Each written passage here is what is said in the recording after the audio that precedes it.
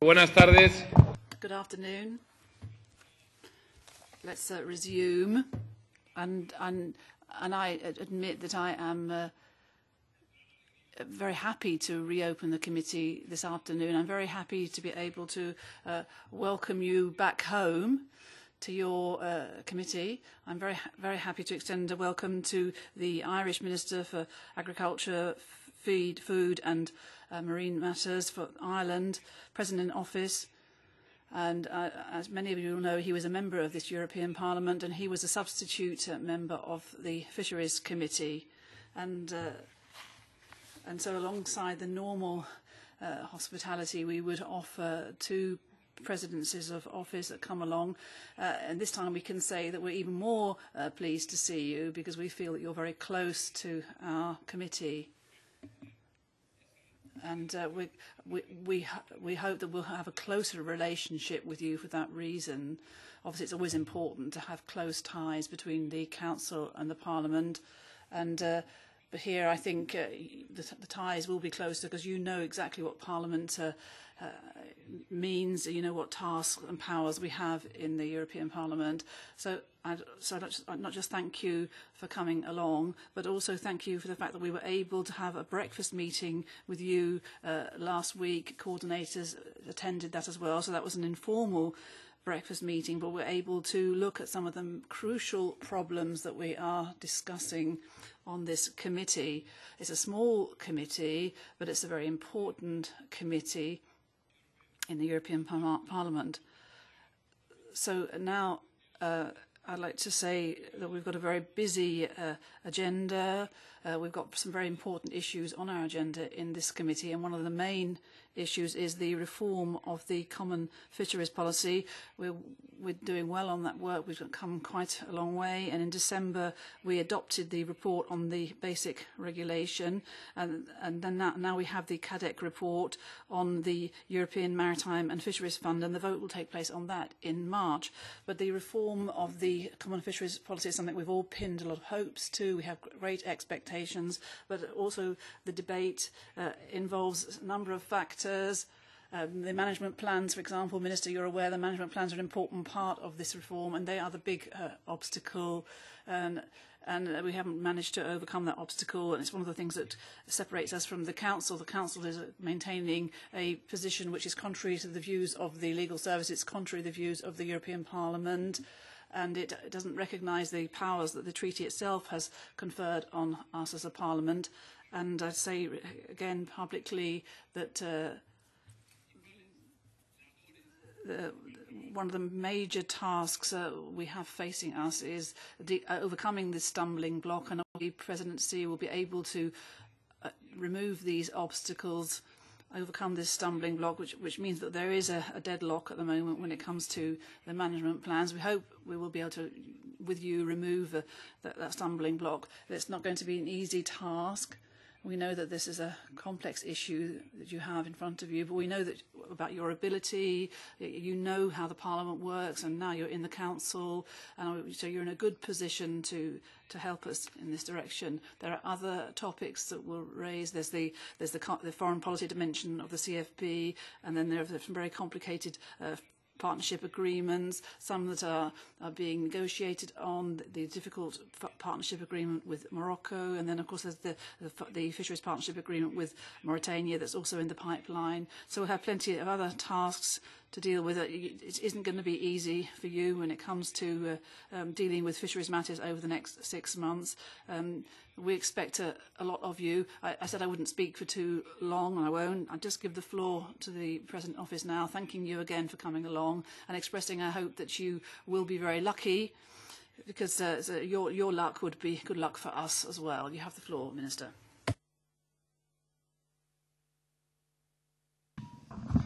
Thank you, Chairman, and I hope I'm lucky as well. You're better off with a lucky general than a good general, I think. But first of all, I'm really pleased to be here. I can remember very clearly, it's not too long ago, when I was sitting as a as a member of this committee, in this room, in fact. So it's a privilege to be on the other side of the table during the Irish presidency. But I hope that because of the experience that I had here for 3 years, both in the Foreign Affairs Committee and as a deputy member of the PECH Committee, that we'll be able to work together with a view to trying to make significant progress, if not complete, the reform of the Common Fisheries Policy. That is the ambition of our presidency in this regard. And I hope that we'll be able to create the kind of trust and the kind of blunt discussion that is necessary to jointly move this agenda forward, both in Council and in Parliament. Of course, it's my job as President of the Council to represent the Council position, but also I hope to work with you to try and find solutions and compromises and answers to some of the priorities that I know you have as a committee and as a Parliament generally. As I say, I'm pleased to be here today to meet the committee as President of the EU Fisheries Council. This is Ireland's 7th presidency of the EU and the 40th anniversary of Ireland's accession to the European Community. This is our first time operating under the terms of the Lisbon Treaty, which has introduced important legislative changes on the conduct of the business at EU level, most particularly in relation to the Common Fisheries Policy. In the context of our presidency, we are the first of a 3-part trio involving Lithuania, who follow us, and then, of course, Greece, who follow after that. Ireland's overall theme for our presidency policy programme is focused in 3 words: stability, jobs and growth. It is a work programme with people-centred recovery at its core. In every single policy area across the 9 EU councils we chair as presidency, we are working for substantial decisions and real progress, and fishing is no exception. It is a comprehensive programme about securing stability, about investing in job-friendly growth, and about Europe in the world. As President of the EU Fisheries Council, my overall vision is to build a modern and competitive fisheries sector, which is important not only for jobs and growth, but also for sustainable long-term global food security. The top priority of the Irish presidency in the realm of fisheries is to progress and adopt a new reformed common fisheries policy. There are important international EU fisheries negotiations which will be progressed or indeed concluded during the first 6 months of the year, and certain other fisheries legislative proposals for adoption. However, the focus of the Irish presidency will be on delivering the CFP reform as a first priority. I propose to pursue an ambitious programme of work at Council level, and I hope that this will be matched by the programme of work that I know you have planned in the Parliament, and in fact have already completed some of in the Parliament. I'm confident that if, as a Council and Parliament, with the support of Commissioner Damanaki, if we commit to an intensive programme of trialogues over the coming months on all 3 instruments in the reform, we can secure political agreement on a reformed CFP during the Irish presidency. We are at different positions for each legislative proposal. For both the basic regulation and the EMFF, there is work to be completed by both of our institutions before we are in a position to commence trialogues. I will review where we are at present and set down the programme of work that I consider will be required to deliver the reform during the first half of this year. As you are all well aware, in 2011, the Commission tabled 3 legislative proposals involving the Basic Regulation, the Common Organisation of the Markets Regulation, and the European Maritime and Fisheries Fund Regulation. Since then, extensive work has been undertaken and very good progress has been made. In 2012, the Council adopted a general approach on the Basic Regulation, which committed to an ambitious programme of reform. Your committee has done its part and agreed amendments to the Commission proposal on the basic regulation in December last. And I understand that the vote of the plenary is planned for next month. In relation to the Common Organisation of the Markets regulation, the Council has agreed a general approach and the Parliament has adopted its first reading of the proposal.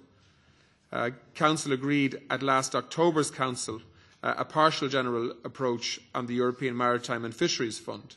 Your committee is, I understand, expected to vote in March or April. Ireland's presidency objective is to reach a political agreement on all three regulations by the end of June. Clearly, this objective can only be realised if there is strong commitment from the Council, the Parliament, and particularly this committee, and also the Commission, all working together to get this done. In order to deliver on this objective, we have set out the following ambitious indicative timelines for delivery of the key elements. In relation to the Common Organisation of the Markets, we are working on developing a council negotiating mandate during January, and I hope to commence trilogues with you and the EU Commission in February, if possible. I understand that there is agreement on all sides to this work programme, and I hope that this work can be completed in the first part of the year.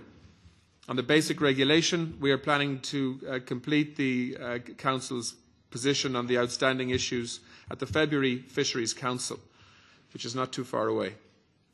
As soon as we have the Parliament's position, we will also commence the development of Council's negotiating mandate.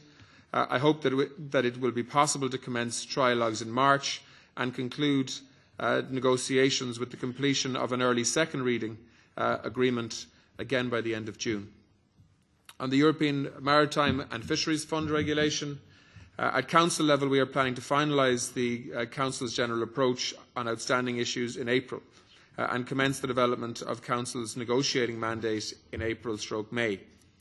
This is of course dependent on the Parliament being in a position to engage in trialogues in May and will involve your committee being in a position to engage after the vote in committee with a view to completion of negotiations, if possible, at first reading agreement by the end of June. There are significant challenges on issues between Council and Parliament. However, it is very important to note that there is significant common ground on many of the critical issues on reform. The Parliament, Council and Commission are all strongly supportive of the new CFP that places sustainability at the core of the policy. This involves a commitment to deliver fisheries exploitation at maximum sustainable yield, an end to the unacceptable practice of discarding of fish at sea, that producer organisations should be strengthened and given a central role in the organisation of the market for their members, and an acceptance that the policy must to a greater degree be developed at regional level with the active involvement of stakeholders. There are divergent views on the detail of these policies, but the core values are, I believe, accepted by all three institutions. There is one matter that has been the cause of disagreement and friction between the Council and Parliament for the past 2 years now, and I am well aware of that. There is a difficult issue of interinstitutional roles within multiannual plans under Article 43 of the Lisbon Treaty. I fully understand from my informal discussions with you the seriousness of this issue for the Parliament. I also am fully aware that there is very strong alternative views within the Council, and we had a very real example of that in December in relation to cod plans in the North Sea. I appreciate that a resolution to this issue is needed as part of the reform of the Common Fisheries Policy. I will admit here today that I don't have a ready-made solution that it will be acceptable to both Council and Parliament. However, we cannot allow this issue to derail the reform, in my view, which we do have the capacity to complete. We must work to find an acceptable solution on this issue, however. At next week's Fisheries Council, I will be asking my fellow ministers to discuss this issue in detail and to explore possible ways forward. And I think it's an indication of how seriously the Presidency is taking this issue, because the first Council meeting that we have in our Presidency we are discussing this issue as the only issue of discussion over lunch at that Council meeting. And I hope that that's an indication to you that we're serious about trying to find a way forward that involves politics rather than just legal challenge. We're not ruling out any possible ways forward, including attempting to reach agreement on one of the existing plans, on any one of the existing plans. However, as this is a strategic issue at the centre of the reform of the CAP, I think that it will need to be addressed in the first instance in that context. I believe that in the end we can resolve our differences, but it will take engagement on all sides. And while I'm not able to guarantee success, I will guarantee to do all in my power to find an acceptable resolution over the coming months. There are other important dossiers within the Irish Presidency programme of work which will be progressed subject to time being available. These include the technical measures for the Skagerrak and the alignment of existing regulations with the Lisbon Treaty. The external dimension of the CFP is also important to the Irish Presidency, and we will of course focus on progressing fisheries partnership agreements with third countries. The EU-Moroccan fisheries agreement negotiations are underway. I think this week they're at the third round of negotiations, and again next week we'll move into the fourth round of negotiations there. The agreement itself is very important for fishing fleets within the EU, and an agreement is expected to be proposed in the not too distant future, and of course Parliament will have its say at that point. There are important issues from a humanitarian perspective involved with this agreement, and accordingly both Council and Parliament will carefully examine any agreement reached in that regard. The delivery of this programme of work in total is ambitious and will require commitment from Member States, the Commission and of course this committee. The Presidency will endeavour to work constructively to deliver the programme of work that I am seeking a strong endorsement from the Fisheries Council next week for.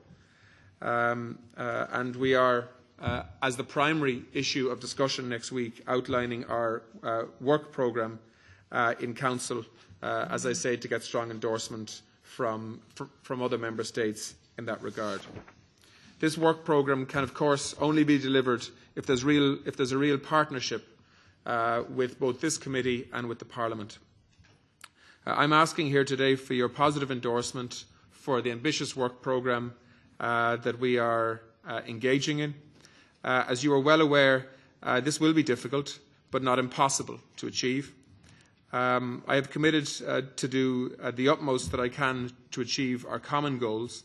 The Irish Presidency will work closely with Member States, the Commission and of course the Parliament to complete the reform of the CFP in the first half of this year.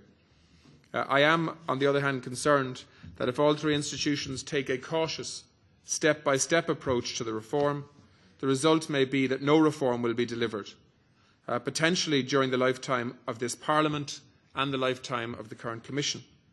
I have looked closely at all of the issues, the procedures to be gone through and the timelines, and I believe that with the absolute commitment and close engagement of all three institutions, we can get this job done in the first half of this year.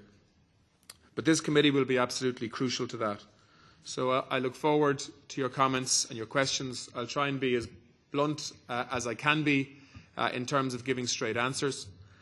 And I hope that we can develop the kind of relationship that we'll need to develop over the next 5 months or so to make a substantial and real step forward for our fishing industries, and for all of those people who are concerned about the state of fish stocks in European waters.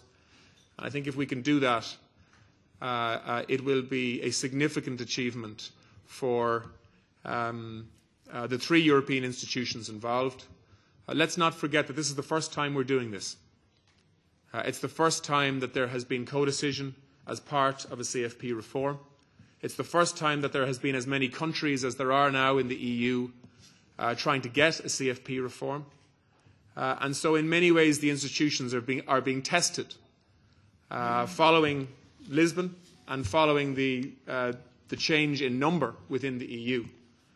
And I think we all have a responsibility to really work within those tight timeframes that are set out for us now to try and achieve something real for the people that we represent, rather than tie ourselves up in the politics of institutional interaction at a European level that, to be perfectly honest with you, most people across the European Union have no idea how it works.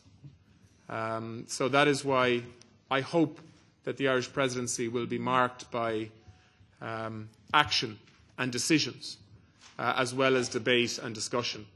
And this is, in terms of the common fisheries policy, a real ambition that I hope we can make real progress on. So I look forward to your comments, and thank you for inviting me here today.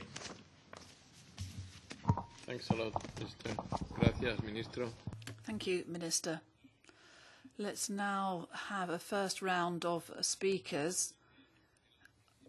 It's true that the coordinators took part in this working breakfast with you, Minister, but nonetheless I'm going to give the coordinators the floor first so that they can speak briefly, and after that group we'll have some answers from you, and then we'll have a second round of speakers from other members of the committee, if that's agreeable to you. So Mrs. Rodust first as the coordinator. Thank you very much, Chairman. First of all, I would like to warmly thank you for coming along today. And I must say, I got to know you over the last few months as a very serious and reliable partner. And I got to know you. I know that you keep your word. So I have no doubts that you will understand our point. So the question is should MEPs be taken seriously? Yes or no? But I'm sure that you will be very serious about the way you deal with MEPs. You won't regard it just as a little game, but our demands will be taken seriously by you, especially as you were an MEP yourself. And I don't think you would have liked it either had you had the impression that you as an MEP were not being taken seriously. The Lisbon Treaty makes it quite clear that we are to be taken seriously. We have various opinions from legal services, and there even the Council legal services says that after the Lisbon Treaty we have co-decision powers in the Parliament. Now, I'll leave this in your hands now, but ask you to ensure that very quickly a solution is found. For me, this is an absolute scandal that since 2009 there are no new multi-annual plans.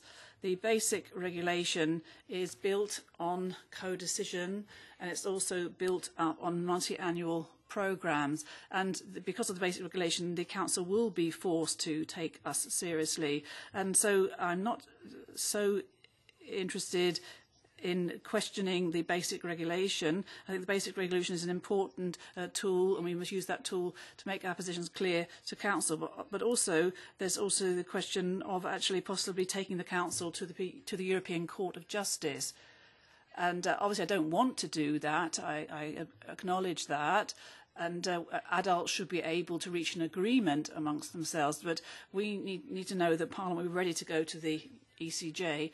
And everything would be possible under the basic regulation, under the common organisation of the market regulation, with all the other legislative texts. We should be able to adopt all these in good time if there is the political will. I want this, but I also want the multi-annual programmes. When it comes to the fisheries agreements, well, on Morocco, I'd say that we've had various rounds of discussion about that. That's very good, but and we worked on a motion resolution on Morocco, and if what we were able to agree with on the Fisheries Committee on this, if you could take that on board, I'd be happy. And the same could be true of Mauritania, if you could take on board the contents of our resolutions. So summing up, I have a great deal of trust in you and the work that you'll be doing. I've been able to see the work you've done in the preparation of the basic regulation. I've seen that you're reliable, and I'd ask you to do all to ensure that all these problems are removed from the table. Señora. Thank you very much, Mrs. Rodders. Mr. Gallagher. Thank you, President. And first of all, let me, like my colleagues, welcome Minister Coveney. And I think it's fair to say that he's hit the ground running. Last week we had a meeting with the coordinators in Strasbourg at a time when he had problems back at home, but he fulfilled the commitment and again today. And I want to wish him well during the course of his mandate. And whether it's a good general or a lucky general, as long as the outcome is good, that's all that's important to us. Perhaps what we're doing now and the attitude that we have adopted, we should have done it in 2010, because I remember well when we voted on the long-term management plan, the one that I'm responsible for, in December. It was only an indicative vote because at that stage we had the Lisbon Treaty and we didn't get under the wire in time. But it's gone on much too long. We can't blame Minister Coveney for this, but I'm pleased that he's taken on board and taken a hands-on approach to this, and that he's arranging a political debate. And I know while there are strong views here, there may be strong views in the Council, but I've met a number of ministers who had no view at all. They didn't even know when we mentioned this to them, and that's no disrespect to those who have taken an interest. It's only been discussed at official level, and this will be the first time, and I hope that good sense will prevail and that the Minister will advise them of the very strong view here. And I think we have indicated that very clearly as a result of the action which we took back in November and again last week. And as I made a statement in the Parliament, and that statement was not my statement, that statement was on behalf of all of the groups, when I stated that we will review the position from time to time, possibly from week to week, and we will decide what our attitude will be in the future. And I believe that Commissioner Damanaki should have an input into this as well, and hopefully we can meet her in the near future. So that's for the long-term management plans. And of course I would like to see the Gallagher report approved in Parliament, because as of now there's a wide expanse of sea in the Area 6A in the northwest, and it would be wrong to say it's Wild West territory. It's not. The basic 98 regulation is there, but the amendments which were introduced since 98 are not there, and it mightn't be the most important report, but I believe it's still extremely important. Because we're interested in conservation measures and we can't allow this to continue. But we will monitor developments from time to time. Of course, we want to work closely with you in the reform of the Common Fisheries Policy, and it's the view of all of the members, I believe, here, that we're anxious to see this concluded before the end of your presidency, and we'll be doing that. But there's a quid pro quo. We want to see the Council coming part of the way in relation to other reports, whether it's the long-term management plan or indeed any others. So there's an institutional blockade there, and it would be totally embarrassing for all of us if we end this mandate in 2014 and make no progress whatsoever. It would be an absolute disaster, and I would believe that none of us could complete our mandate feeling too proud if we can't take a pragmatic and a reasonable decision. And maybe not all of the time. We have a lot of the legal views, practically, perhaps not all of the legal views, but most of the legal views support what we're doing. In relation to, you didn't address it, but perhaps if you have an opportunity, Minister, you may, and we have a particular interest in this committee on integrated maritime policy, and I'm thinking in particular of the Atlantic strategy, and I'm hoping that you might give us an indication of what progress you would hope to make during the course of your presidency. Because I believe, while you mentioned at the outset growth, jobs and stability, I believe jobs could be created along the coast, right from the UK down through Ireland, France, Portugal and Italy, and those are opportunities, and hopefully you could progress that. So, in conclusion, let me say that in relation to, I think you mentioned global food security. There's a limit to what can be provided in wild fish, but it's limitless what can be provided by way of aquaculture. And I know each country has its own rules and regulations. I would say to you, Minister, during your mandate, if you could at least try and influence all of the other countries that have an aquaculture industry, to try and ensure, and I'm hearing this in my own country and I'm hearing it from all others, that the progress is too slow, that we should have a one-stop shop that would deal with all of these issues and that it can move on quickly. I mean, I think it's disgraceful that we're continuing to import fish into the European Union, and here is an area where we could have import substitution, and it's one that perhaps you might look at as well. You haven't control over the other countries, but in the presidency, I'm sure they'll listen to the views which you will express, and let's talk about a one-stop shop rather than these straddling a number of government departments. And it's not just my own country, it's throughout all of the European Union. But to wish you well,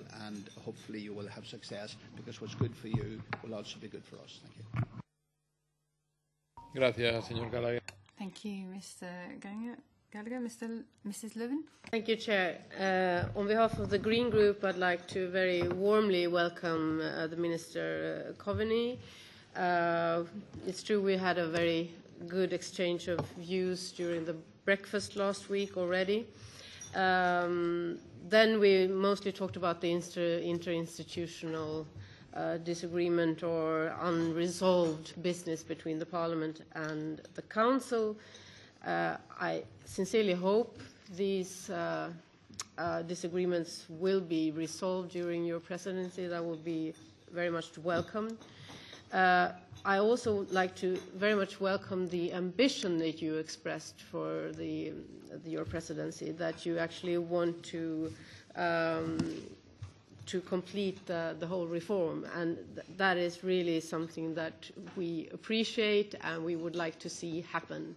And what Mr. Gallagher just said about what the EU is doing to global food security at the moment is not very much. I mean, we've overfished our own fish stocks extremely much, and the latest figures for imports is actually that the import figures in Europe has risen from 60%, now it's up to 65% last year.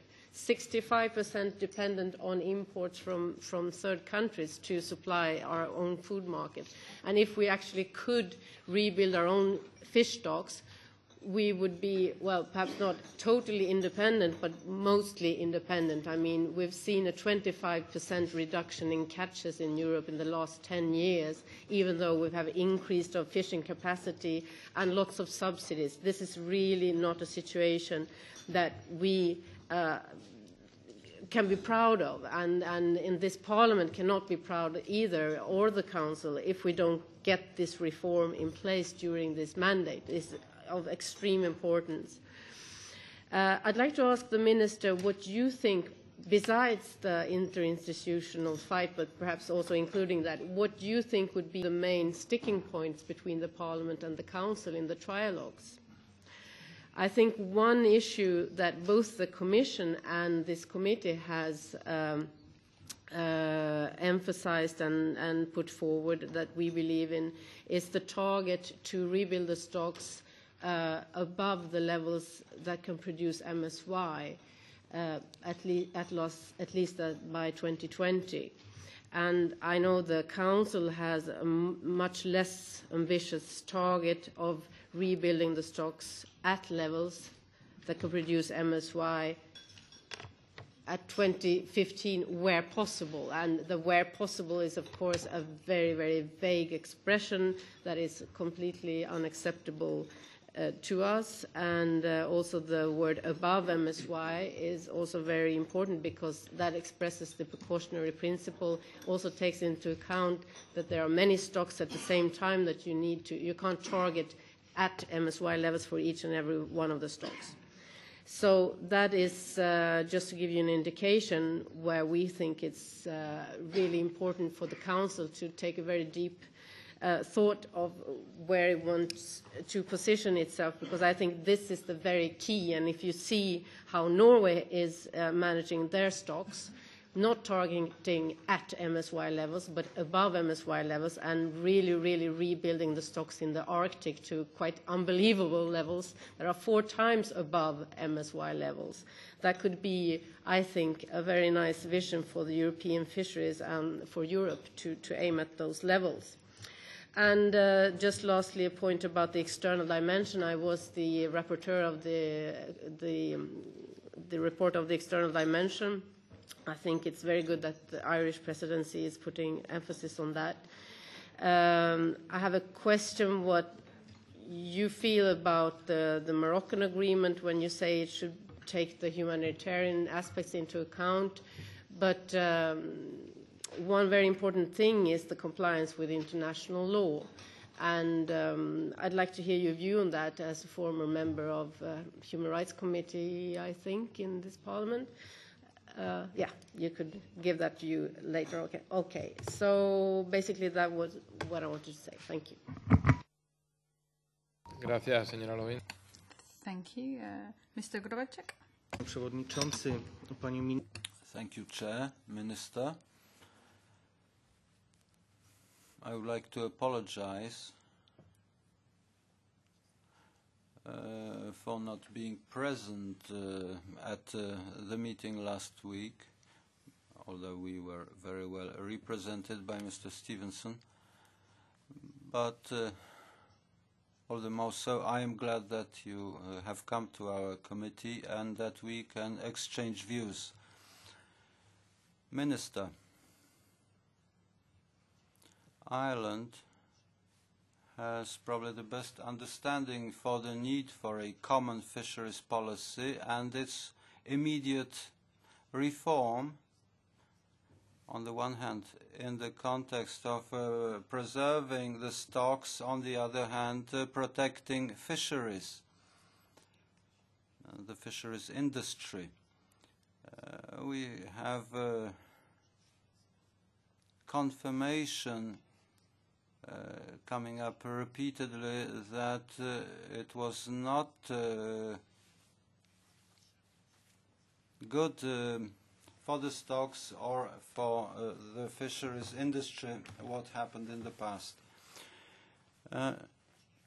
It would have seemed that the previous presidency of Cyprus should have favored progress as an island country, but we can say that we have wasted a lot of time the past half year. So the agenda you have proposed at the Council is very ambitious and very promising. So I appreciate this very much. I thank you, Minister, and I keep my fingers crossed that you succeed in your ambitions. I hope your presidency will not perform like the previous one in this regard, because it would be to the detriment of European fisheries, and you will be the key person for the success of the future of the common policy. You mentioned that you know Parliament and the Council very well. Therefore, I have the following remark. I hope this won't discourage you, that you know exactly what is the situation, what is the approach of the Council, and I hope this will not discourage you. So I wish you every success and that you keep your enthusiasm for progress. Thank you. Thank you. Our last speaker in this first round is Rakmi. Yes, hello again, Minister. We crossed swords over a very good breakfast in Strasbourg last week. My name's Stuart Agnew. I'm a new member. I'm a new kid on the block here, representing the UK Independence Party. I obviously want repatriation of our fishing industry in Britain because it is a disgrace what's happened, I think, over the last 30 years. We're a country, 63 million people. Our national dish is fish and chips. We love fish. We're surrounded by sea. And yet, you look of the coast, and all our fishing boats have gone. Something has gone very wrong indeed. And there's no doubt you're keen. You really want to make progress on this. You know, you've got a youthful disposition, an energetic man, you've got a good physique, you know, you've got it all there, but you're up against something new now. It's called co-decision. And I think co-decision is a euphemism for no decision. Because I'm a farmer, and there's a huge difference between fishing and farming. In farming, we invest and we sow. We sow a crop and we harvest it. Fishing, nobody sows anything. They all go out to try and get a share of a common harvest. And so throughout this committee, everyone is banging their own drum for their own slice of the cake. That's why I think it'll be very, very difficult to get a decision in your time frame. We've got to talk about discards. This is an absolute disgrace. Again, I'm a farmer. If the fish that are taken out of the sea are too many for human consumption, in the farmyard, we've got a very, very good home for them, either as animal feed or fertiliser. And we've been wasting this resource for 30 years. I wondered if you're prepared to name the countries whose ministers will insist on carrying on with this, because it's down to a vote in the Council in the end. I don't think anyone in this committee wants discards. There's another aspect of this fishing, this CAP, the principle of handing large sums of money to the governments of African and Asian countries for permission to fish in their waters. Many people feel that this is what's encouraging piracy, because those local people who used to fish are told you can't fish here anymore, and so they resort to piracy as an income. Sorry, Chairman, I'll very quickly say that in this committee there are no representatives from landlocked countries. There's about 5 of them in the European Union, I think. But in the plenary session, those MEPs will vote on a fisheries policy. What's your view on that?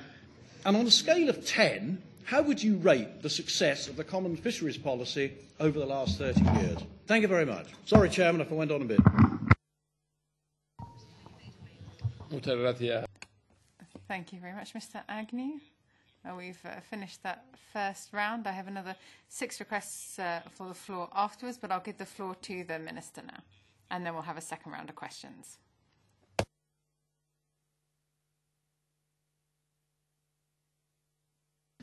First thing I'd say is that I have been warned before this meeting that if I give my own personal views, then I need to say that they're my personal views, because I'm in a very different position now to where I was a month ago, when I was an Irish minister advocating for policies that I wanted to see develop within the Council and within the Common Fisheries Policy. I now represent a Council position, and so the decisions that we have made as a Council collectively in terms of partial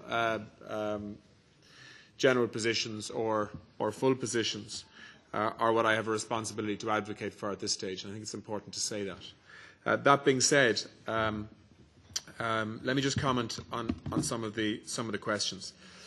First of all, I'm glad to see that Mrs. Rodos sees me as somebody who she can work with, because if you didn't, we'd have problems. But I mean, all of the speakers, well, certainly the first 3 or 4 speakers, all raised again the issue of the need to try and bring about a compromise on the interinstitutional dispute, because it's involved in such a central way in so much of the CFP reform in terms of putting multi-annual plans together and so on. I can't guarantee an outcome, and I'm not going to overpromise in terms of the result. But what I am saying is that, you know, hopefully actions will speak louder than words on this. We have this issue on the agenda next week, and we will try and make some progress. But as I say, there are equally strong feelings among some ministers as there are in this room, and that will be difficult, but we will try and do that.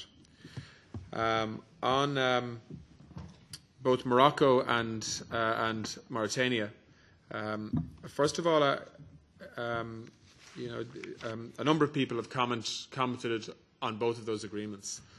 The Council position has been to approve the Mauritania agreement last November, and it's up to the Parliament now to take their position on that agreement.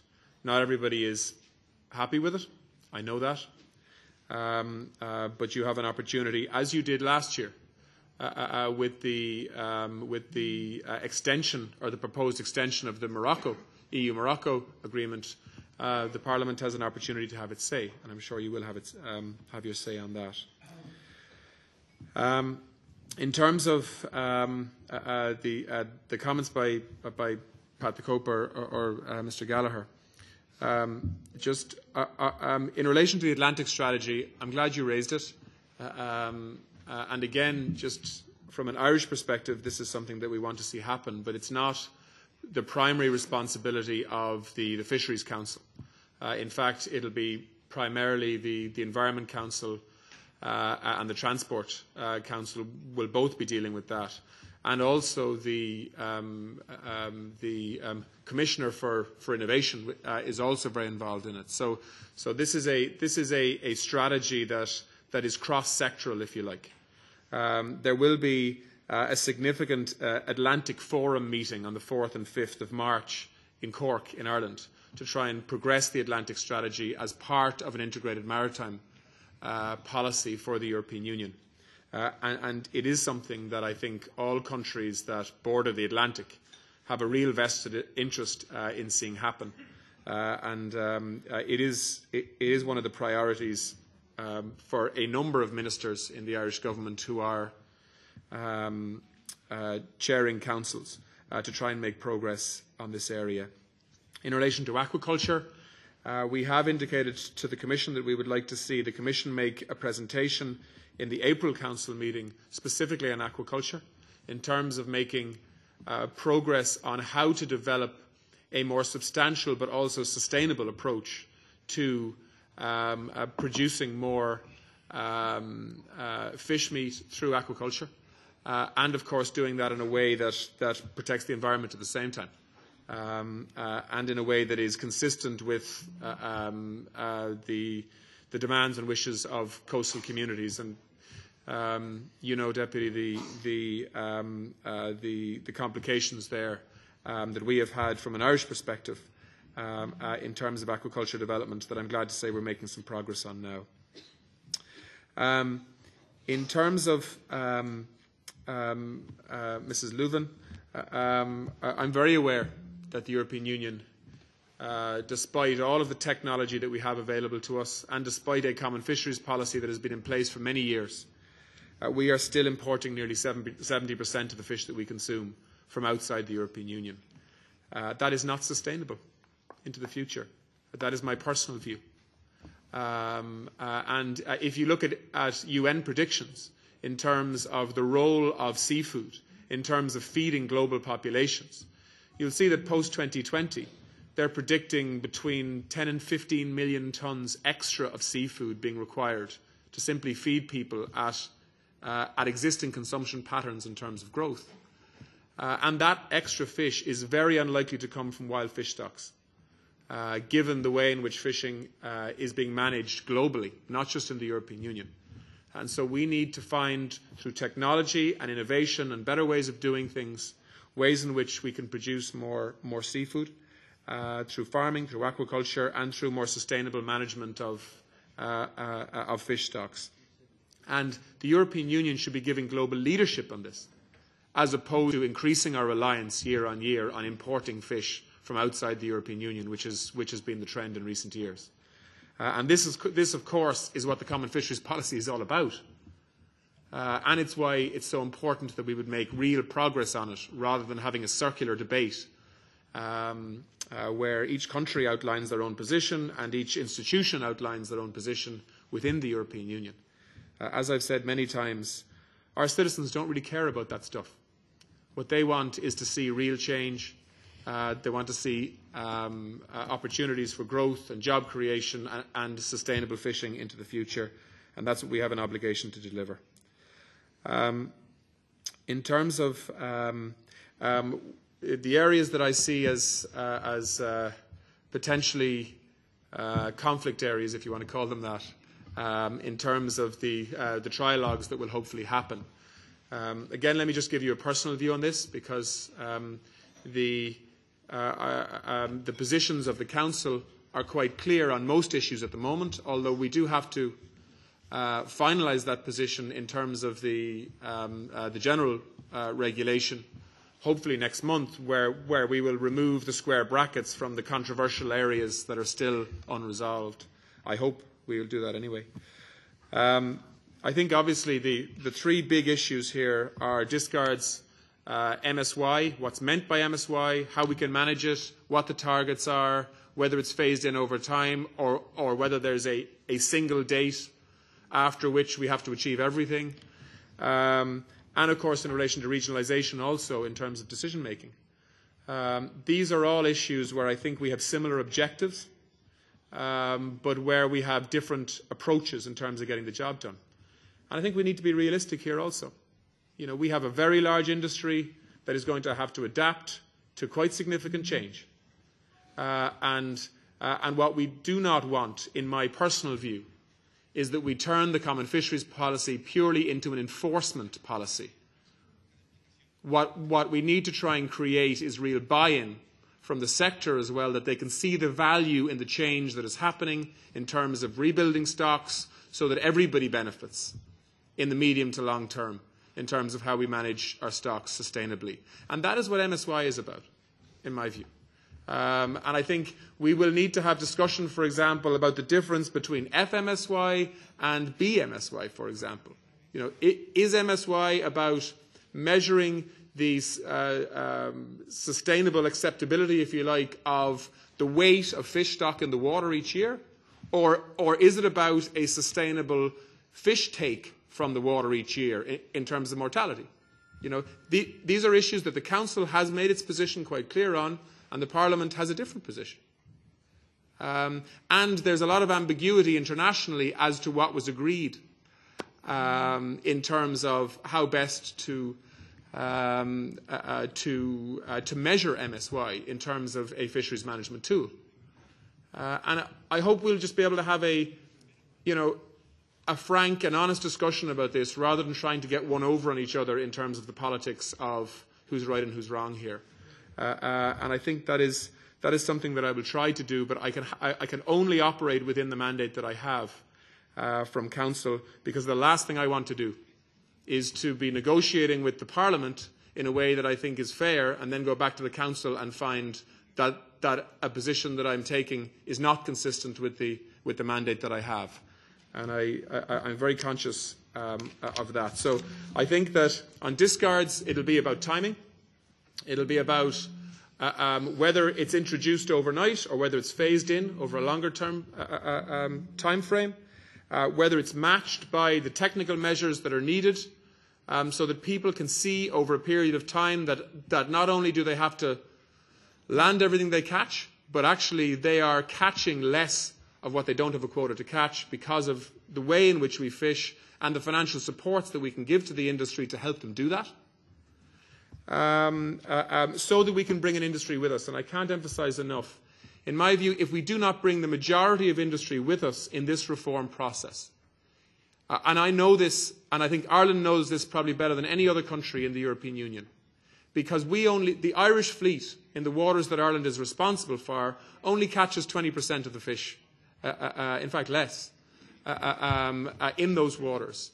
And so if you're trying to manage a fishery that has Spanish, Portuguese, Dutch, British, French, Irish, and third country fleets accessing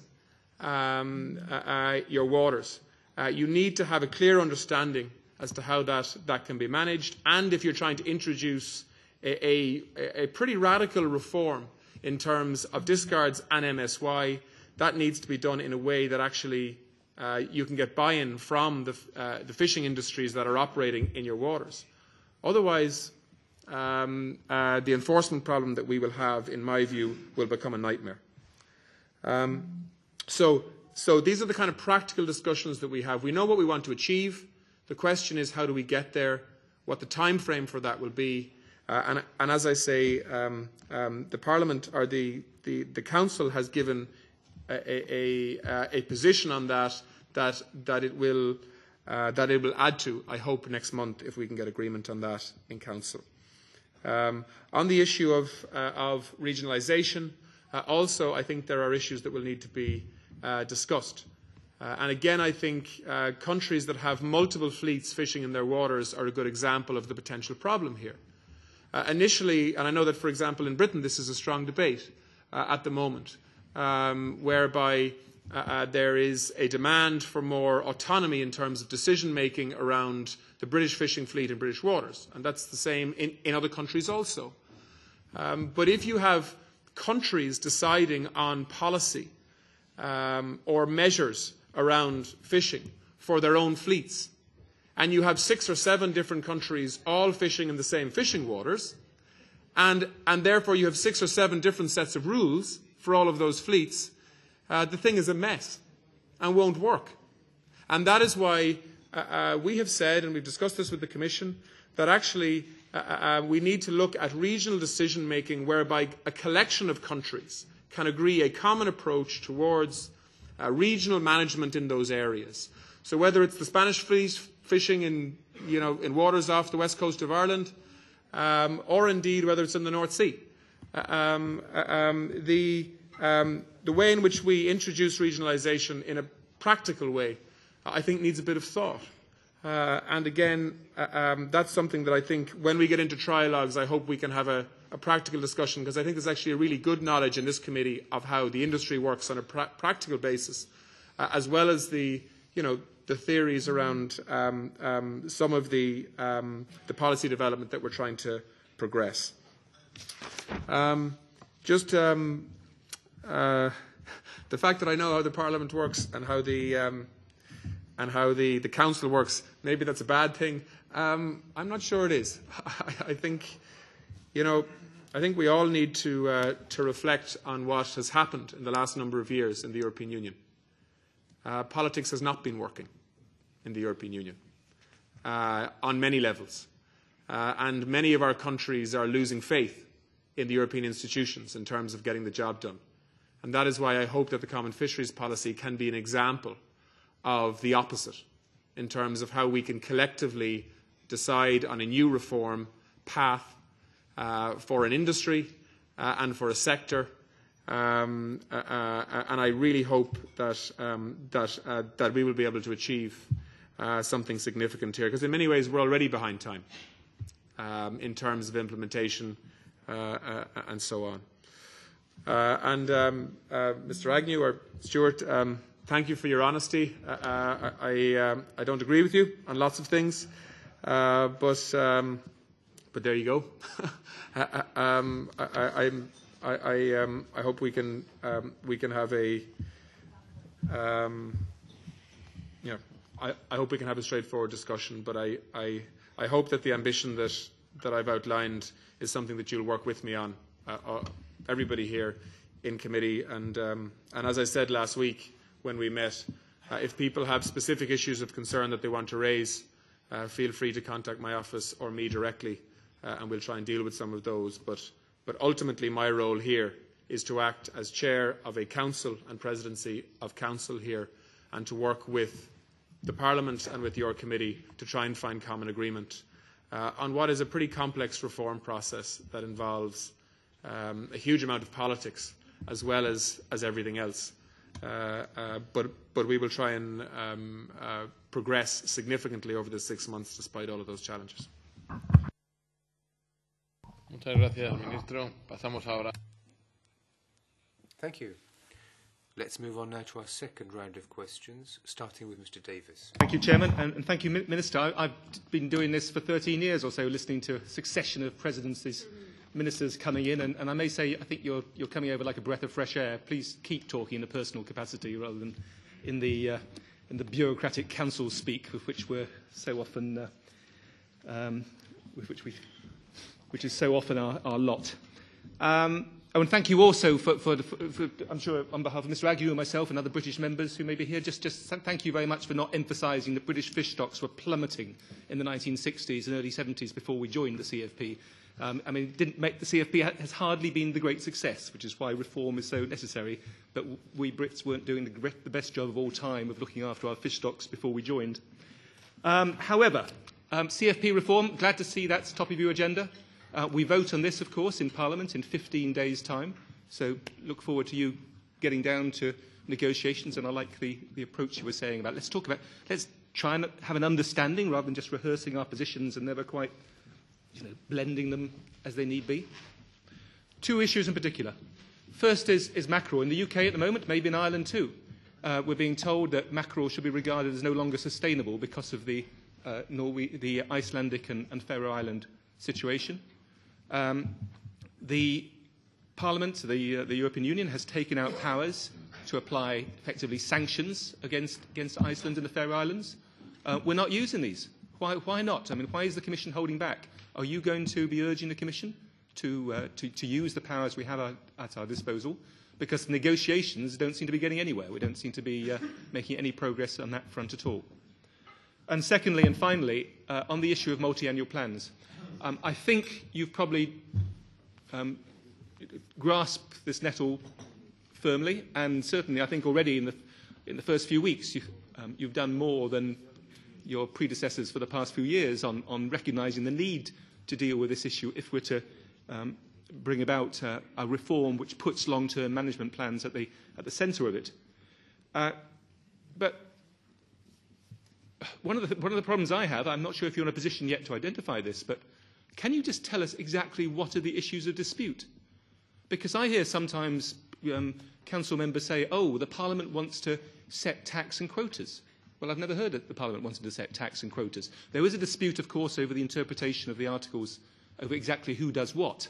But I've also heard, oh, actually, it's not really, the Council's not really against the Parliament, it's more against the Commission, because the Commission will gain some extra powers here. Can we just spell out what are the issues in dispute? Because, until we've done that, then how do we make progress? And at your dinner at the Council, as you're hearing the views of ministers around the table, okay, you have to make an assessment as to whether progress can be made. But I think what we'd just like to hear you say is that you will be trying to set up a procedure to formalise discussions between the Council and Parliament and take this forward. I'm not asking you to come up with a solution. It may not be possible during the course of the Irish presidency, but at least let's start formal procedures to start the negotiations. Gracias, señor Davis. Thank you, Mr. Davis. I have 6 names on my list.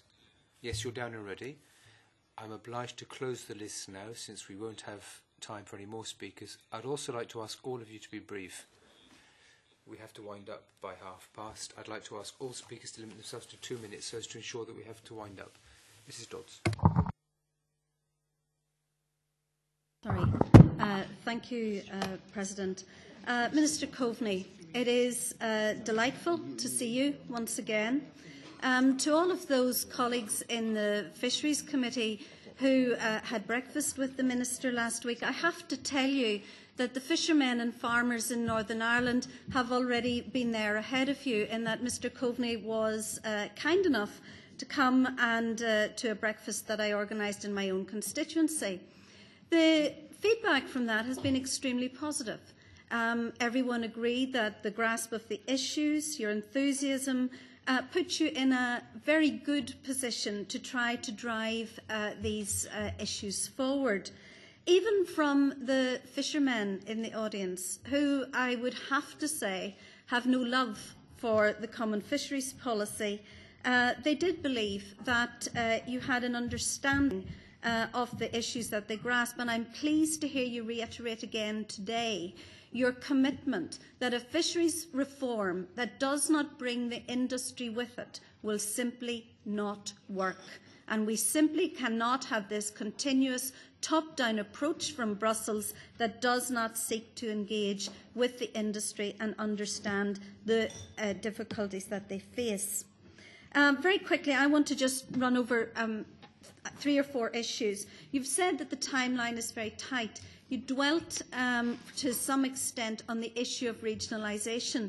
And although you haven't said it, I do believe that this points to a difference of opinion that there is in Council on the meaning of regionalisation. How confident are you that you will have a negotiating mandate from Council in February? For this committee's position, the vote in this committee on the basic regulation in December, again, was very tight, 13-10. That is an extremely tight position. You talk about trying to do away with the endless process of Parliament and these institutions. How do you see that particular vote feeding into your desire to get an outcome by the end of June? On the interinstitutional dispute, you are of course quite correct. Our citizens do not send us here to dispute politics with the other institutions. They send us here to do things on their behalf.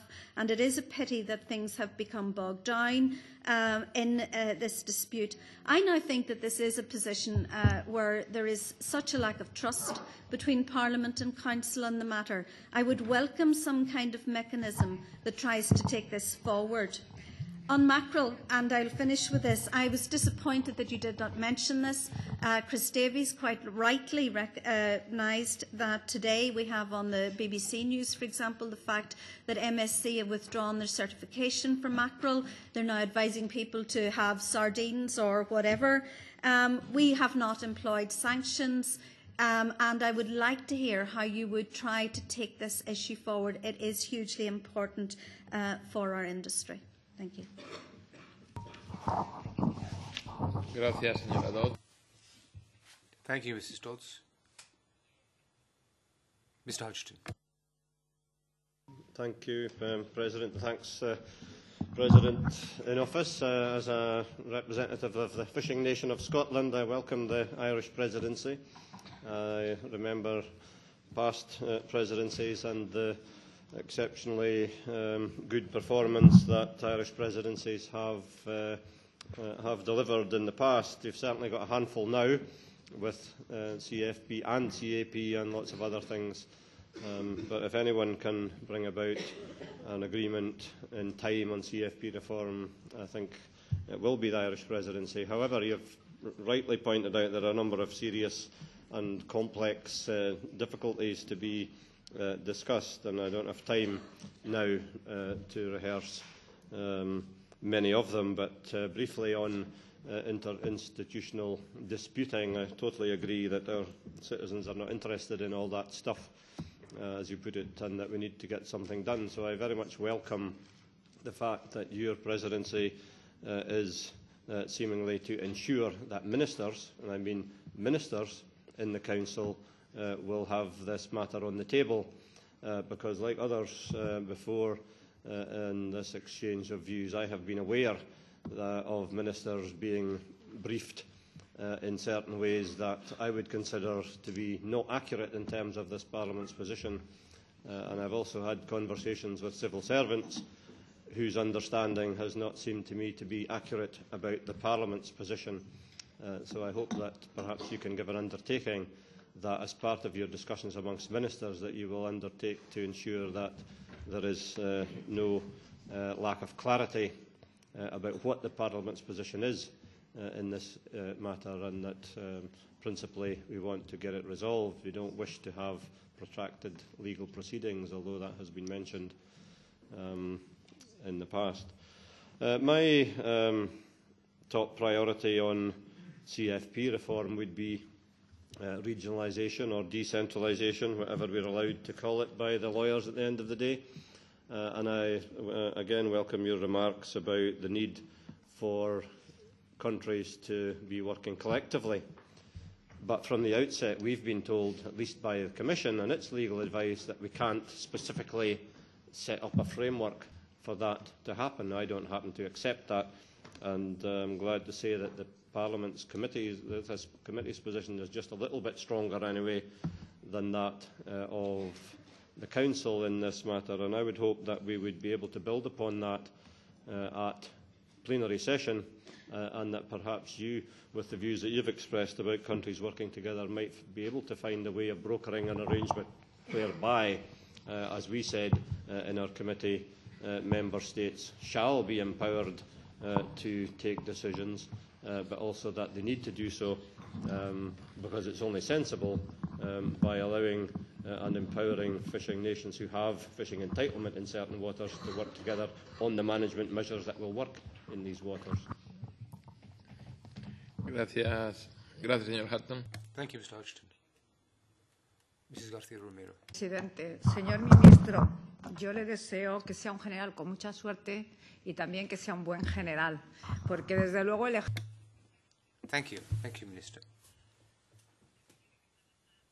I think one of the main aspects of the work you're going to have to coordinate, or many aspects are extremely varied, in fact. In particular, I'd like to wish you all the best in your ongoing efforts. I hope you will indeed prove to be both a good and a fortunate general. As far as changes to the CFP are concerned, I think your proposed reforms and changes will probably follow on from those of your predecessors.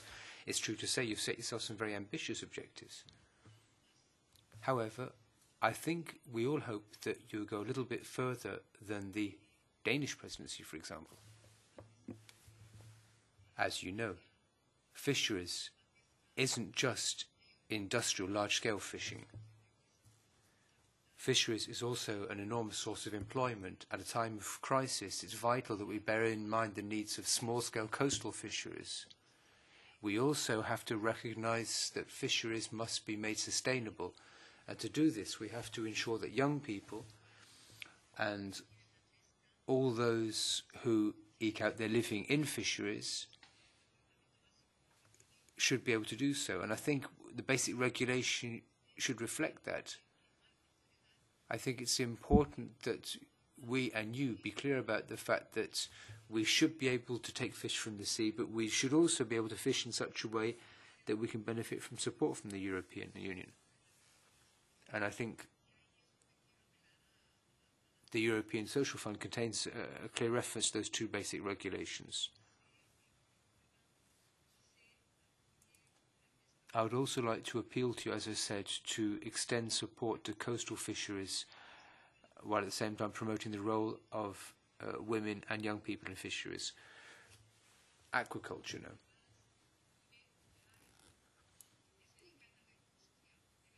The suggestion seems to me that fishing in its purest form is in the sea, but there are other forms of fisheries as well, where we farm fish and where we eat fish and we consume fish and sell fish.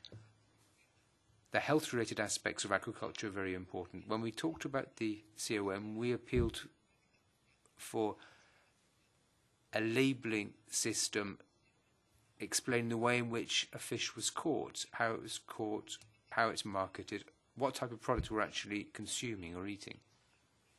At the end of the day, we are talking about a foodstuff. We're also talking about the need for guarantees on the quality of this foodstuff. So I think it's important that both in European fishing grounds and elsewhere in the world, that we be in a position to require the same health requirements are respected.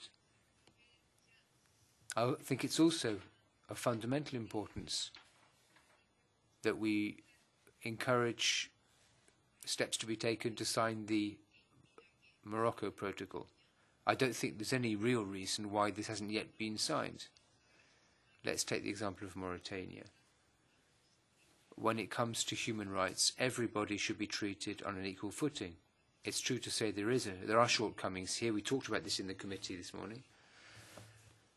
But I think it's important that we try to get things right on that in the Council. Finally, once again, I'd like to wish you all the best. I wish you a successful presidency.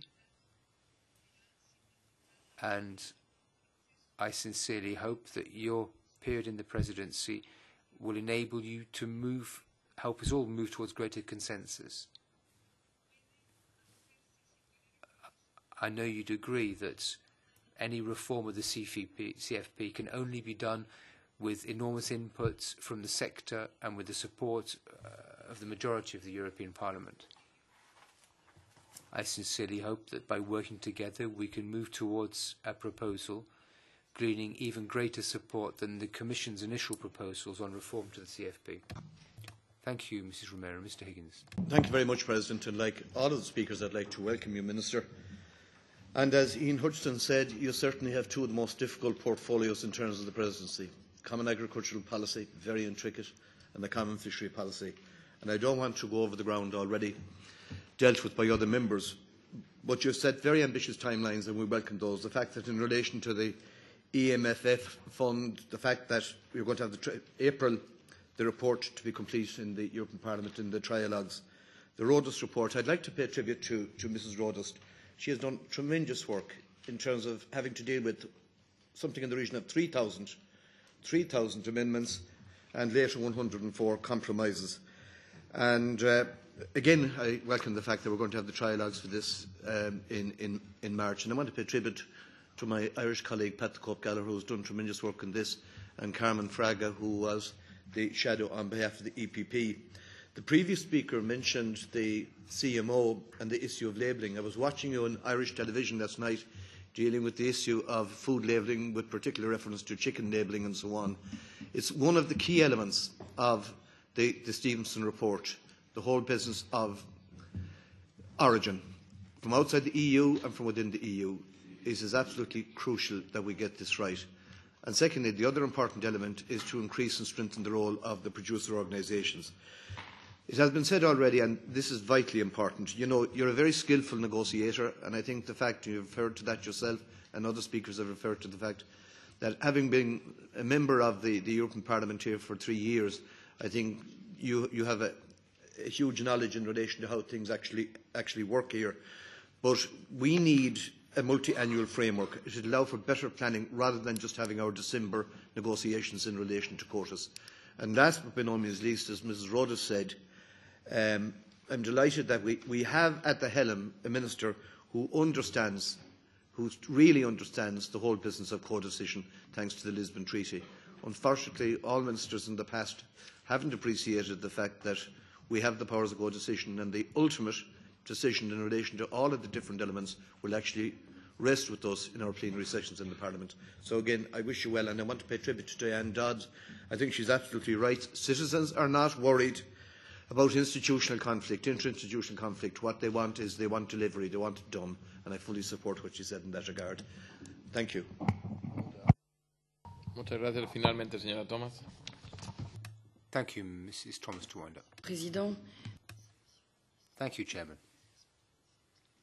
Minister, I would like to thank you for the great enthusiasm which you've shown and for the ambitious nature of your work programme. I would like to address two specific issues. First of all, the multi-annual management plans. When discussing these plans, we often refer to the role of co-decision. However, unfortunately, we often tend to neglect the question of national plans. So we've seen recently anchovy national plans and the cod plans, which are drawn up by regional fisheries councils. Despite ongoing and long-standing disputes between the various different players. So perhaps we don't really trust the bottom-up approach enough. Perhaps the Council could work with its different members and its representatives in the RACs with a view to trying to shape debate there. I think this would help us to strengthen our position. Obviously, legally speaking, the final decision is still taken under the auspices of co-decision. But perhaps by doing this, we could enable professionals from the sector and scientists to better get their voice across in the work of these RACs. You also referred beforehand to the need for greater regionalisation, and I think that fits in with that objective. Secondly,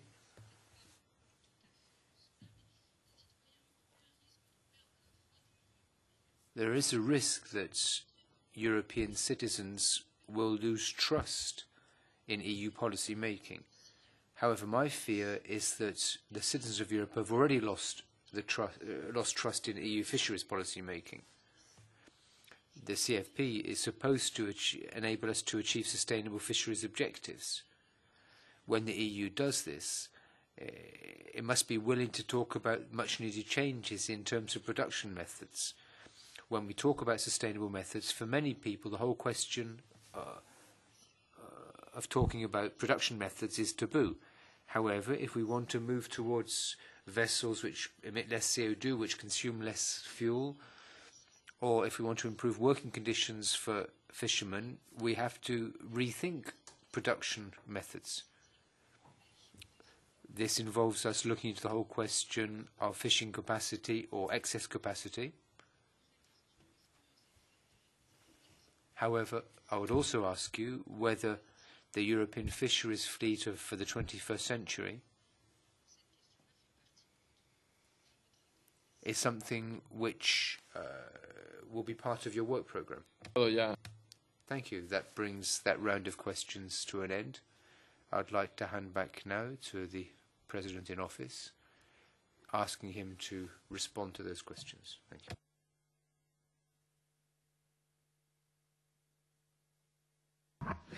Great. First of all, thank you for the questions. Mr. Davis, in particular, your comments in relation to referring to the state and management of fish stocks pre either EU membership or a CFP, I think are very relevant.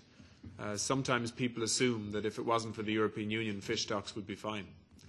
That's not the case. And in fact, if you look at patterns of stock management in other parts of the world, you see that actually if you don't have collective agreements in terms of responsible fishing, because fish migrate into different waters under the responsibility and sovereignty of different countries, you have to have a multifaceted approach towards that. And we have that argument sometimes in Ireland also, but I think it is important to remind people of the reality of history. But that doesn't mean that we don't have a significant responsibility in terms of doing a lot better with a common fisheries policy, because clearly the current common fisheries policy has had significant failings. And that is why it needs to be reformed. And that's what we're all attempting to do. In terms of mackerel, I'm glad people mentioned mackerel. The reason I didn't mention mackerel in my initial comments was because, again, I wanted to emphasise the priority of the Irish presidency, which is about CFP reform.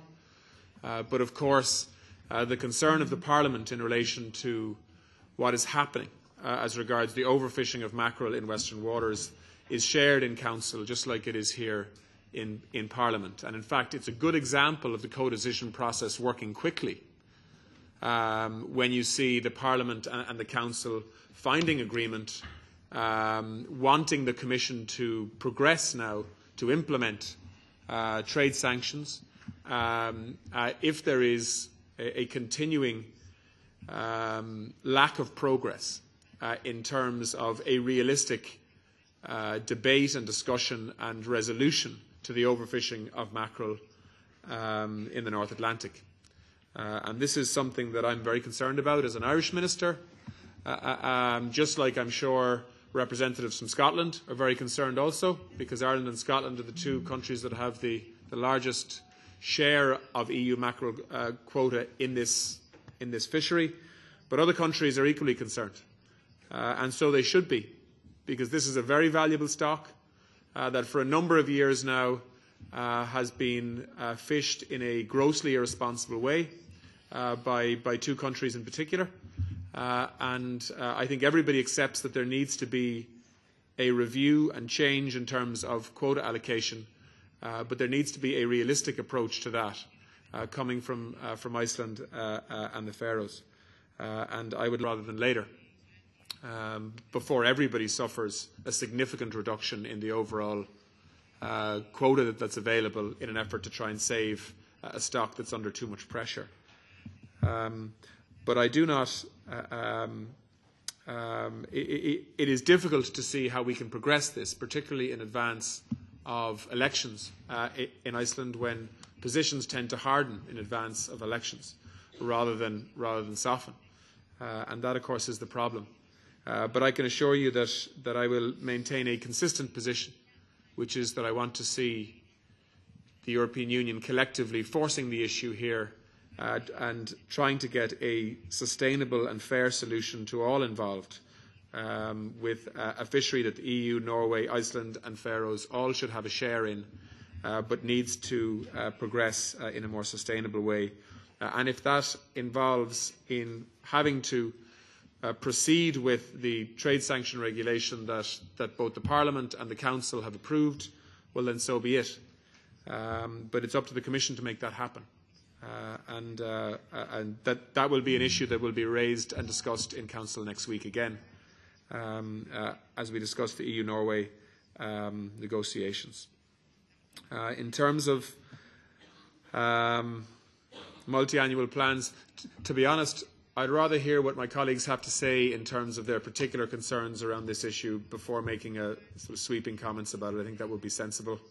But certainly we need to have engagement again with the Parliament after the Council has had a chance to discuss this issue and possible ways forward, if there is any, rather than me spelling out now what the concerns that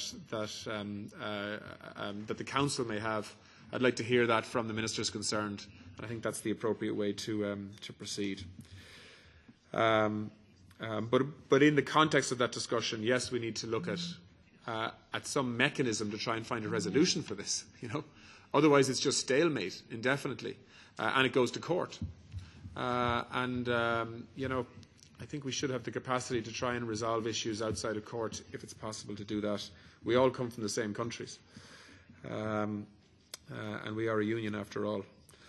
In terms of Diana, Mrs. Dodds' comments, thank you for your comments. I enjoyed that interaction with the fishermen at the event that you referred to, and hopefully we can do it again. On the issues that you outlined in terms of regionalisation in particular, I am hopeful that we will have a mandate following February to be able to, following the Council meeting at the end of February, to proceed with a trialogue, and this will be one of the many issues that we will need to try and find an agreement on. But again, some of the previous comments that I made in relation to regionalisation still stand, and I know others made those comments as well. If you have multiple fleets fishing in the waters that you're expected to control and monitor, then it makes no sense that individual countries would be making decisions for their individual fleets without a collective agreement. And that is why the Council position has been, where there is unanimity in terms of the countries involved in fishing in a certain area, that is when the regionalisation model should be facilitated and should work. I've commented on mackerel. I think you're right in terms of your concerns about the lack of trust between the two institutions, and that's something that hopefully this process can make it a positive impression on, if we can make real progress on difficult issues. These aren't easy issues to resolve.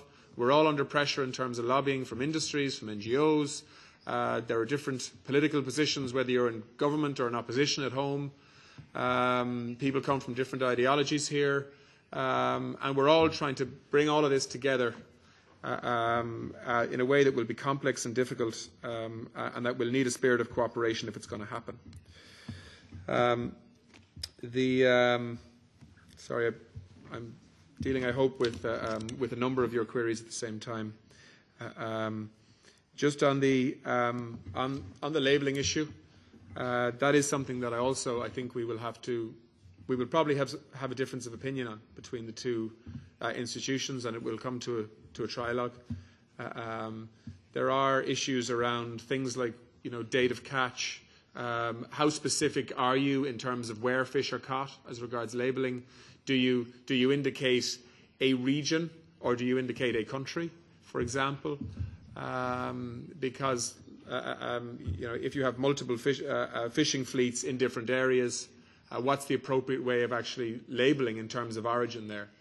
If you have a Spanish trawler catching a fish in Irish waters that's then landed in Ireland and processed in a factory there, and then is actually packaged in Vigo and sold into a French market, what's the origin of label there? These are there's four, but these are issues that I think the Council have given a clear signal on to date, but will need further discussion on. To my colleague Jim, thanks for your comments, Jim. This is going to be a very, very busy 5 months. I think I'll be in Brussels probably more as a as a minister than I was when I was an MEP for the next 5 months. But I look forward to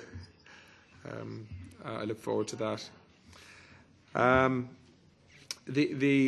maybe the final comments that were made, again reinforcing the need for regionalisation in terms of decision making when it makes sense to do so, and also the need to be able to make investments to ensure that we modernise and make safe fishing into the future, but trying to do that in a way that doesn't increase the capacity for increased catch if it's not appropriate to do that. And balancing these two priorities isn't easy, and that hasn't been an easy debate within Council either. And I'm sure it's not an easy debate within this committee. And when both institutions finalise their positions, hopefully we will have a reasonably close compromise position that we can work on from a trialogue point of view to improve before we get final agreement. So look, thank you for hearing me out. Sorry if my answers have been a bit long, but I hope that you'll pick up from my answers and my presentation here today that I'm serious about engaging with this committee and in the individuals on this committee. So please engage. But also, can I leave you with an appeal to help me progress this issue in terms of the really tight time frame that we have, in terms of what you'll have to do, on your side of the bargain, if you like, as regards progressing through committee and into plenary and being in a position to be able to move into trialogues. I'll be trying to do that in Council. It's not going to be easy because we have some really difficult issues, particularly in February, to deal with. But we'll be trying to do that, and ultimately, hopefully, we will all be able to look back on this 6-month period as a major step forward for the fishing industry and for sustainable fishing at a European level. And hopefully we'll be able to say that we did a good job during that period. Thank you. Muchas gracias. Muchas gracias, Ministro. Thank you very much, Minister. That was a very interesting exchange of views with you. Many members taking part. A last message to you. I think you've understood, Chairman, that on this committee we have a great deal of trust and confidence in your presidency. All the speakers have said this. And I hope that our expectations won't be disappointed. I hope our trust won't have been misplaced. But we wish you all the best, and we wish you the best of luck.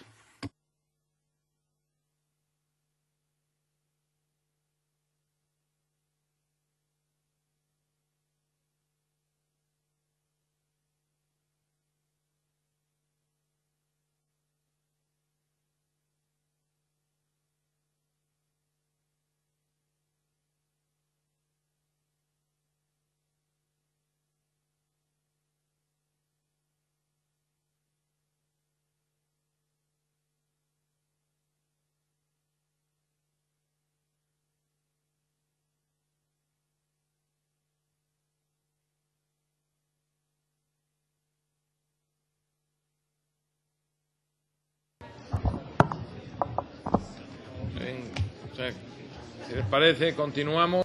So if you don't mind, we'll carry on.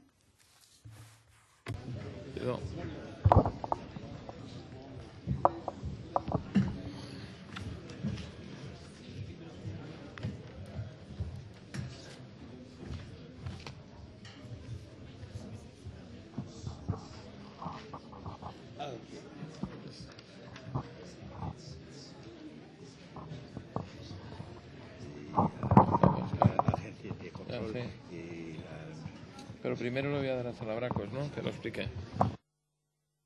Continuamos con el punto. We'll move on now to item 16. We're taking them in the reverse order. So 16 is the 2011 discharge. Por favor. Agencia Europea de Control. The Community Fisheries Control Agency. Last summer, the agency sent in its annual accounts for the year 2011. That was the annual activities report. And then in September, the Court of Auditors adopted its annual report for 2011 on the agencies as well. And the draft opinion, which was allocated to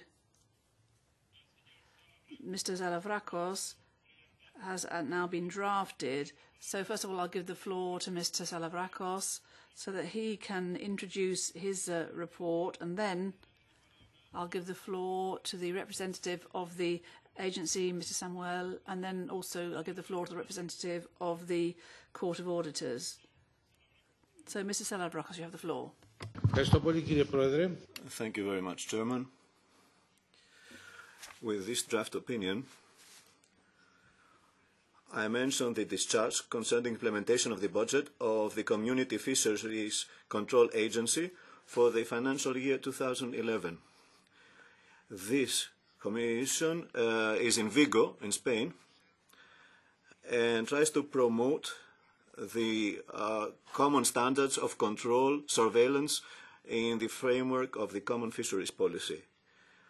As it was stressed by the European Parliament in previous reports, the importance of control is very big if we want to have an efficient common fisheries policy. The importance of this European Fisheries Control Agency in the framework of the common fisheries policy is a role that is strengthened, and its role is very important in achieving our tasks. This committee has voted Mrs. Rodus' report for the common fisheries policy, and we want to abandon discards. We need to take into account the Santé support, and we have to take into account the MSY, and we want also fisheries levels reliable, sustainable until 2015, to have stocks that are at a healthy level until 2020 at the latest. To achieve all this, the common rules for controlling fisheries will lead to correct competition, and the changes of the rules should be controlled by a common European institution. I was based on the Court of Auditors report in my proposal concerning the annual accounts of this service, and this European Fisheries Control Agency is controlled by the Court of Auditors. The Court of Auditors said that concerning all the acts of the annual accounts of this Fisheries Control Agency were legal for the year that ended at the end of December 2011. So all the flows were according to the financial regulation. The annual accounts for the budget of the level of 12.85 million euros in 2011 presents the agency's financial position as of the 31st of December 2011. And we are asking the Court of Auditors to continue to control the hiring of personnel, and we should take into this agency should take into account the Court of Auditors' suggestions in paragraphs 12 and 13 concerning the agency's supervisory and control system. So we ask, in our opinion, to grant the Executive Director of the European Fisheries Control Agency discharge for the implementation of the agency's budget for the financial year 2011. Thank you very much. Thank you very much, Mr. Salavrakos. And now for the agency, Mr. Samuel. Je vous remercie, Monsieur le... Thank you very much, Chairman. Thank you very much, Rapporteur. As Executive Director of the agency and the legal representative, I have been taking careful note of the suggestions made by the Court of Auditors in its report, and I've taken into account the suggestions made, recommendations made by the rapporteur. The European Fisheries Control Agency has taken measures when it comes to recruitment procedure and when it comes to public procurement procedures, and we've also taken into account in our data, we've taken into account intangible assets as well. So I thank you for proposing a discharge, granting discharge to me. Thank you very much. Thank you, Mr. Samuel. And now, on behalf of the Court of Auditors, Mr. Fidel.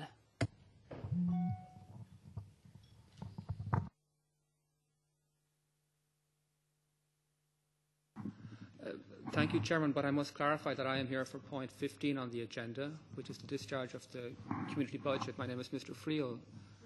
I understood that you have been in touch with my colleagues from Chamber 4 of the Court and that, in fact, they were not required to attend. I am from Chamber 1 of the Court to discuss the discharge under the community budget. Excuse me. Thank you. Bien, deduzco que no ha venido nadie entonces. So no one has come from the court to discuss this issue. Would any member like the floor? Mrs. Garcia Hierro. Thank you very much, Chairman. Just a minute. I think it's very interesting, and I support the report that's been drafted, and I support the suggestions from the Court of Auditors. I think it should be taken as a reference point and should be abided with.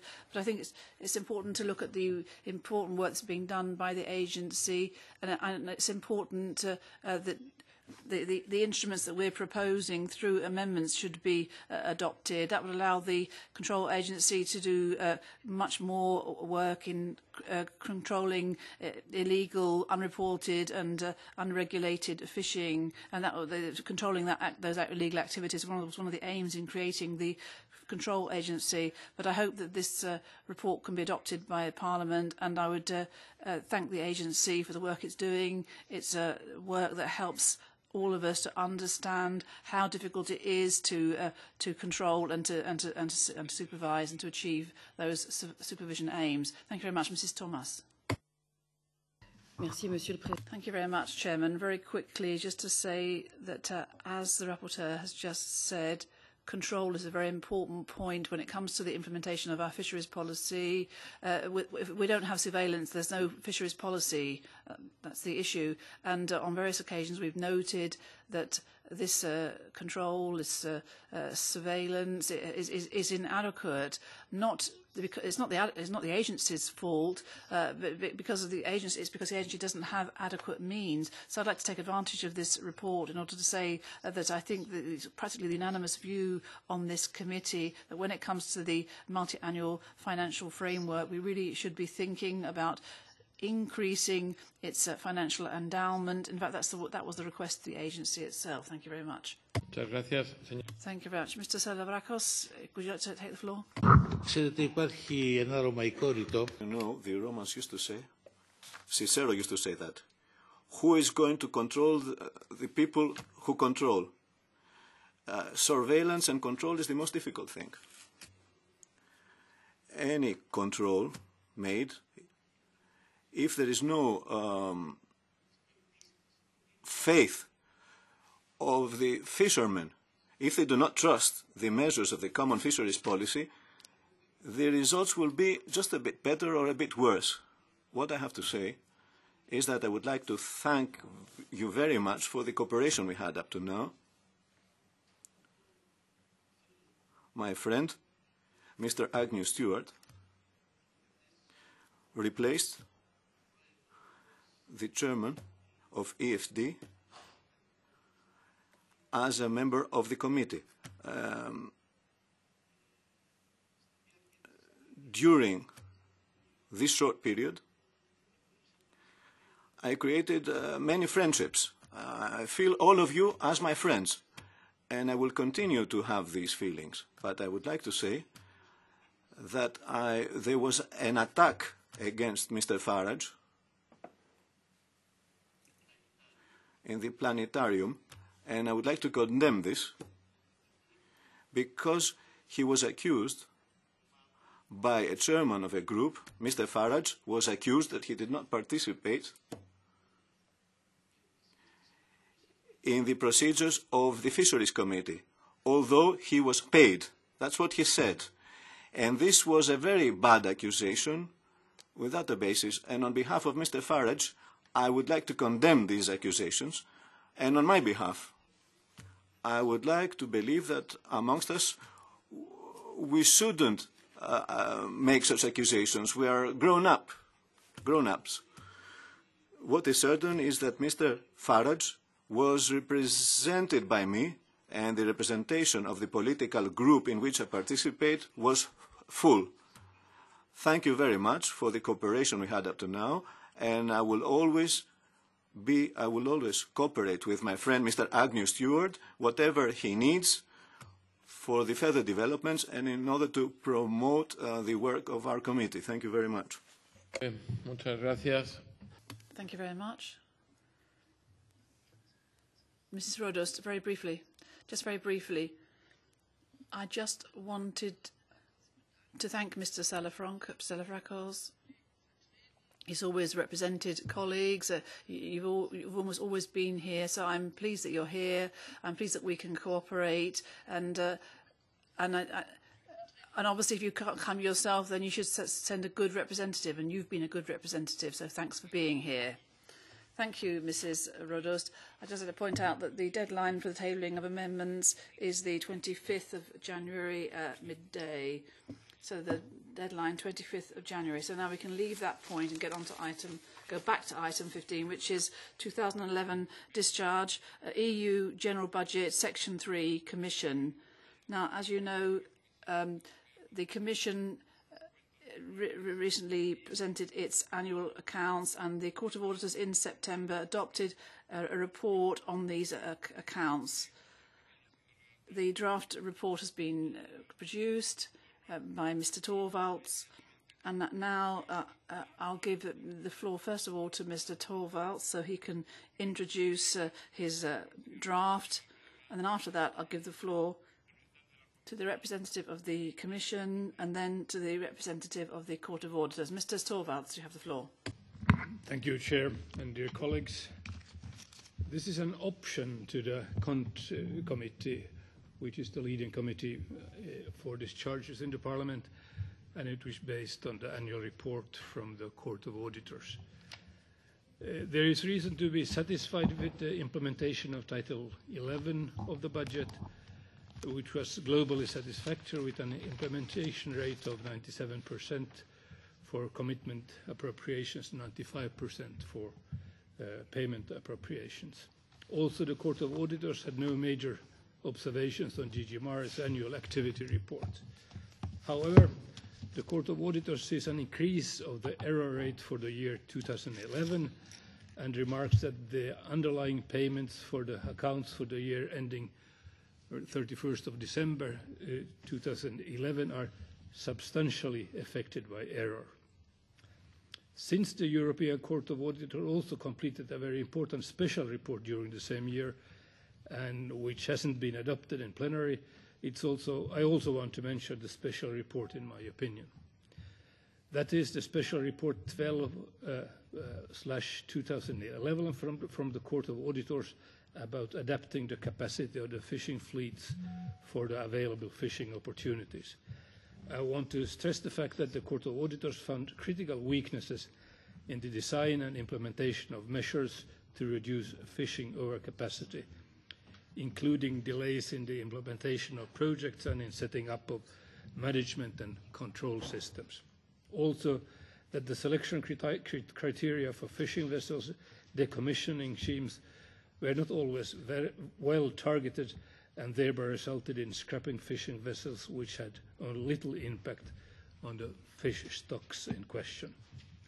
This is important to have in mind when we soon will start to working with the amendments on the report of EMFF.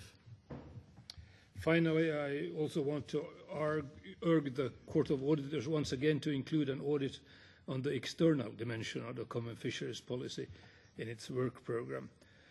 On the basis of data available and despite the shortcomings, there is no reason to not propose to grant the Commission discharge in respect of its expenditure in the areas of maritime affairs and fisheries for the financial year 2011. So that's short from my part. Thank you. Gracias, señor Tor. Thank you very much, Mr. Torvalds. And now Mr. Johnston from the Commission.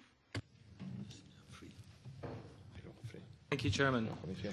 I'd like to pick up on 4 points in the opinion. The first thing I'd like to talk about is paragraph 2, when we look at the question of budget execution in 2011. And there, indeed, I think that we have some reason to be happy with the outturn. There's always room for improvement. but the outturn was 97% for commitment appropriations and 95% for payment appropriations. Now, in relation to the commitment appropriations, we also carried over some commitment appropriations to 2012, which were subsequently committed. And that we did because the Integrated Maritime Policy Instrument was adopted late in 2011, so late that we couldn't commit the funds. And when we take account of those carried over appropriations, the total level of commitments rises dramatically to 99.95%. So we're almost at total commitment there. I can also inform you that we've just reviewed our budget execution for 2012, and our figures for 2012 are even better than they were in 2011. I'd also like to make a remark concerning paragraph 4 of the opinion. And there, the rapporteur rightly focuses on one of the matters which was highlighted by the Court of Auditors in Chapter 4 of its annual report, and that related to fishing catches which were not controlled with sufficient rigour under the FPA with Mauritania. And there we had a situation where there were catches which went beyond the limits, and of course these catches had to be paid for. And in 2011 we compensated for this by reducing the amount that could be caught and consequently the amount that could be paid, and we established a monitoring system to make sure that the same problem didn't recur. The concrete results of this monitoring system was that in both years, 2011 and again in 2012, that the pelagic fisheries was closed earlier than would ordinarily have been the case had we not been monitoring the catches. Then I'd like to briefly touch upon what the reporter mentioned there, which was the special report number 12 on overcapacity. We've given extensive answers to that report. There have been some discussions both in the Budgetary Control Committee and here on that report. It's true that the vote hasn't taken place in plenary on that yet. But in relation to the concern which has been expressed by the rapporteur, which is the financing of investments on board which could increase the capacity to catch fish, this is something which was identified by the Court of Auditors. It's something that we take seriously. We have been working hard to address this situation, and in the annual activity report for 2011, the Director General, or 2012 I should say, 2011, the Director General made a reservation in relation to the problems which had been identified by the Court of Auditors. Since then, we have taken steps to review all of these Article 25(2) investments, as we call them. We have been working with the Member States, identifying the amounts which they have spent under this provision of the EFF regulation.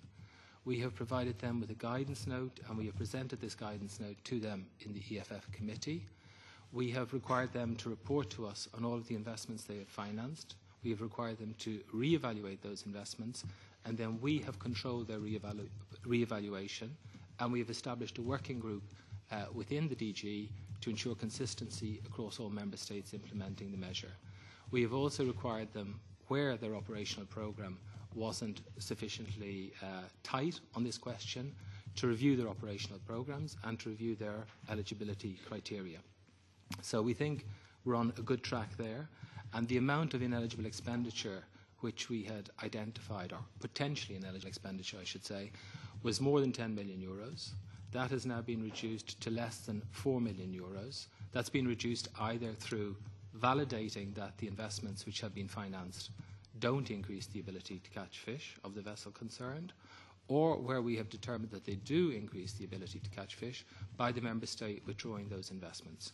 So this is one area where we would say that what has occurred here hasn't actually severely increased the overcapacity in the fishery sector. We think that's a bit of an overstatement of the case. And before we sign off on our annual activity report for 2012, we certainly hope to be in a position where all of the ineligible investments will have been withdrawn from EFF financing, so no public aid will have gone to such investments. And then the final thing that I want to talk about is paragraph 11, where the rapporteur recognises that the reservation which we have made in in relation to the EFF is an indication of the well-functioning nature of the systems we have in place. And indeed, I think that's a fair assessment. What I would say is that it's important to understand that in relation to 26 operational programs which we have, we made 8 reservations in our annual activity report for 2011. And these are reservations which mean that the error rate which have been identified in the systems implemented by the Member States, basically the error rate exceeds 2%. That is the materiality level for the Court of Auditors. We then put in place an action plan with the Member States concerned, and at the same time we interrupt payments to those operational programs. And then we accompany that action plan by surveillance and supervision, and when the Member States have completed the implementation of the actions, we then evaluate the actions which they have taken and see whether that allows us to lift the reservation. Part of this is, of course, as I said in relation to Article 25.2, correction of ineligible expenditure, so the withdrawal of the ineligible expenditure, and also putting in place the systems to make sure that the same type of errors which have been identified don't come back in the subsequent years. That's not a guarantee that we won't have other types of errors, and indeed we will, but we will eliminate the ones which we have identified, the systemic problems. So of the 8 reservations which we have put in place, we're in a position, as of today, to lift 6 of those reservations, and we've already done so. And in relation to 2 Member States, we're not yet in a position to lift those reservations. I think that's all I'd like to say at this stage. Muchas gracias. Thank you very much. And now Mr. Fitzgerald on behalf of the Court of Auditors. Thank you, Mr. Chairman, honourable members, ladies and gentlemen. It's my pleasure to present briefly Chapter 4 of the Court of Auditors Annual Report. So I'd like to briefly summarise the background to our audit work and then briefly refer to our audit findings. So first, the background. Our annual report is organised more or less along the same policy areas as included in the multi-annual financial framework. So this partly explains why fisheries is mixed in with rural development and the other policy areas of Chapter 4. So we planned our work to give an overall assessment of legality and regularity for all those policy areas, notably rural development. So rural development alone made up 14 billion euros of this area, and only only, in inverted commas, 772 million, or about 5%, concerned fisheries. So this, by definition, means that most of our work concerned rural development. Now, concerning the actual work we did on the ground, we tested 178 transactions. These were interim and final payments to beneficiaries. They included visits to the final beneficiary in the Member States where we had to validate payments. Now, out of all these 178 payments, only 10 related to the fisheries area. That's 10 out of 178. 7 related to the European Fisheries Fund, 3 related to international fisheries agreements. Now, in addition to reviewing these transactions, we also examined the effectiveness of internal and control systems on a rotational basis. As part of the work for the annual report, this year we looked at systems at DG Mare. Now, what did we find? First, I'd like to make an important introductory remark, is that our work is planned to give an assessment of the total policy group of rural development, fisheries, environment and health. And at that level, we found an error rate of 7.7%, which the reporter correctly refers to is high. But the important point to make is this is the error rate applicable to all this block of expenditure. So it's mostly, in fact, rural development, because remember, we only looked at 10 payments for fisheries, 178 in total. So we can't make any representative conclusions about error rates related to fishery policy as a result of this audit methodology. So we don't give any error rate at all for fisheries, in fact. Now, while we treat the results of specific transactions as confidential, I can tell you here today that out of the 10 cases we looked at for DG Mare, none of those, in fact, involved a substantive error. So none of the results of the audit work for DG Mare and fisheries policy went into this 7.7%. Again, we can't make any overall conclusion because our work is designed to give a representative conclusion at the overall policy group level, which is much wider than DG Mare. Now, regarding the internal control system of DG Mare, we found that key controls required by the financial regulation before payment were not always fully documented. So this included such things like prompt payment of supplier claims, incomplete checklists, for example.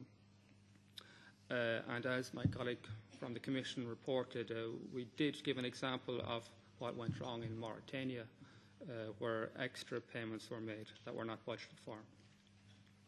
Also, this year we had no observations to make about DG Mare's annual activity report. Now I would like, if I may, also to refer to the rapporteur's draft suggestions. I've already mentioned in passing, I think it relates to point 3, where the error rate, in fact, we give in Chapter 4 does relate, in fact, to rural development, DG Mare, Sanco, and health consumers, but mostly rural development, of course. Concerning your encouragement for us to do some work on external fisheries area, of course, we'll take your recommendations into account. And I think in the normal course of events, within a few weeks, the Control Committee will receive our annual work programme of the Court. That will be presented, I think, by our President to the Committee in a few weeks. So there you will see precisely what we intend to do for 2012. So thank you very much. That's all I want to say for now. Thank you. Muchas gracias. Thank you very much. Mrs. Levin? Thank you very much, and thank you, Mr. Torvalds. Well, nu pratar jag svenska, för vi är ändå två som pratar svenska här, så nu gör jag det. Tack så mycket, herr Torvalds. Thank you very much, Mr. Torvald, for your report. I think it's very interesting, although we do have some concerns when we see what the Court of Auditors has to say in terms of the use of the funds, the increase in capacity. It's not completely logical to use these funds to increase capacity, but nevertheless, well done for your report. You say there needs to be more assessment for external policy, for the use of the money, more public information. We have also the representative from the Court of Auditors. They also have some concerns. Now, there were only 10 transactions which were closely looked at. That's very few. Does the Court of Auditors know how many transactions took place in total in terms of this particular fund and also for the Common Fisheries Policy? Do they know how much money was involved here? I think 10 transactions really isn't very much.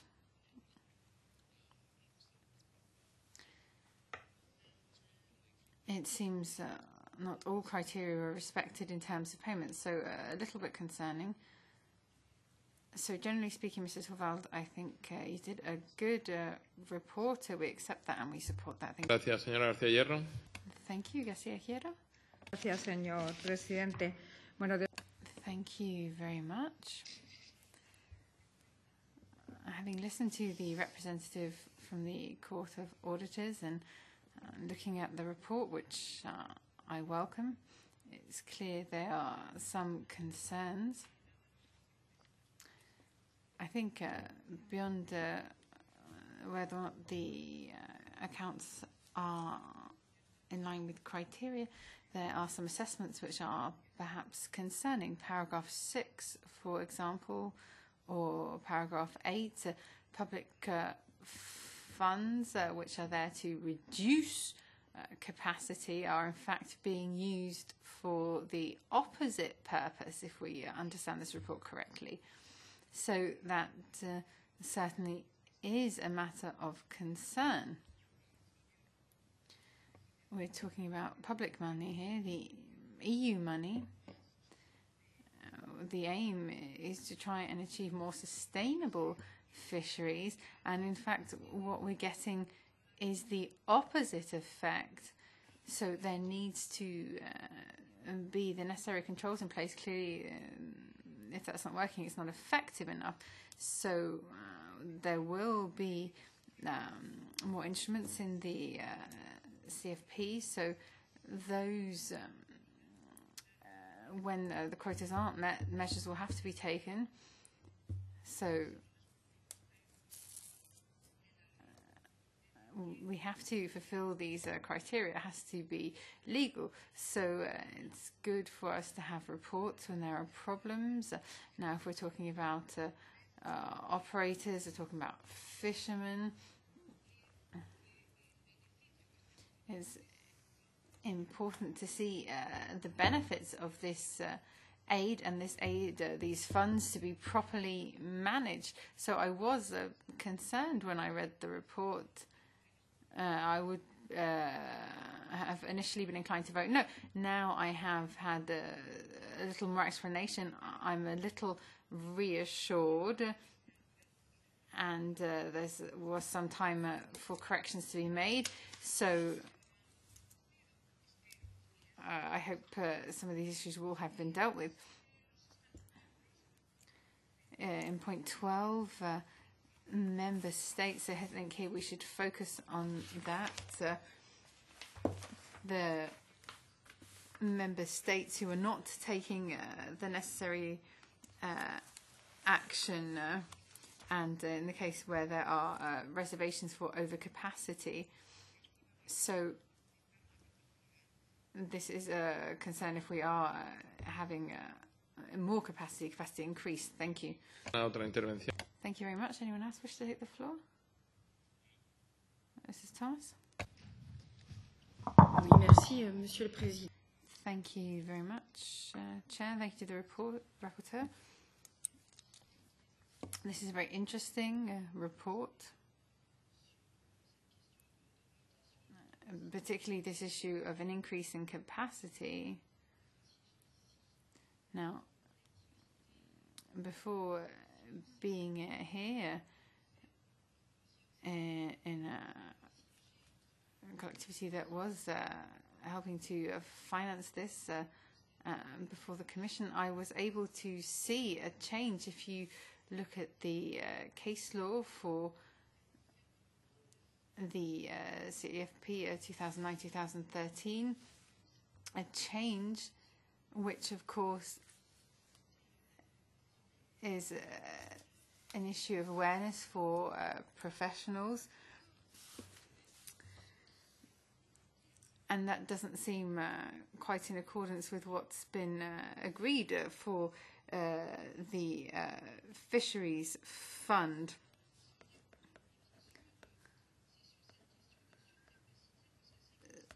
And I think this has really come to a head with the issue of overcapacity.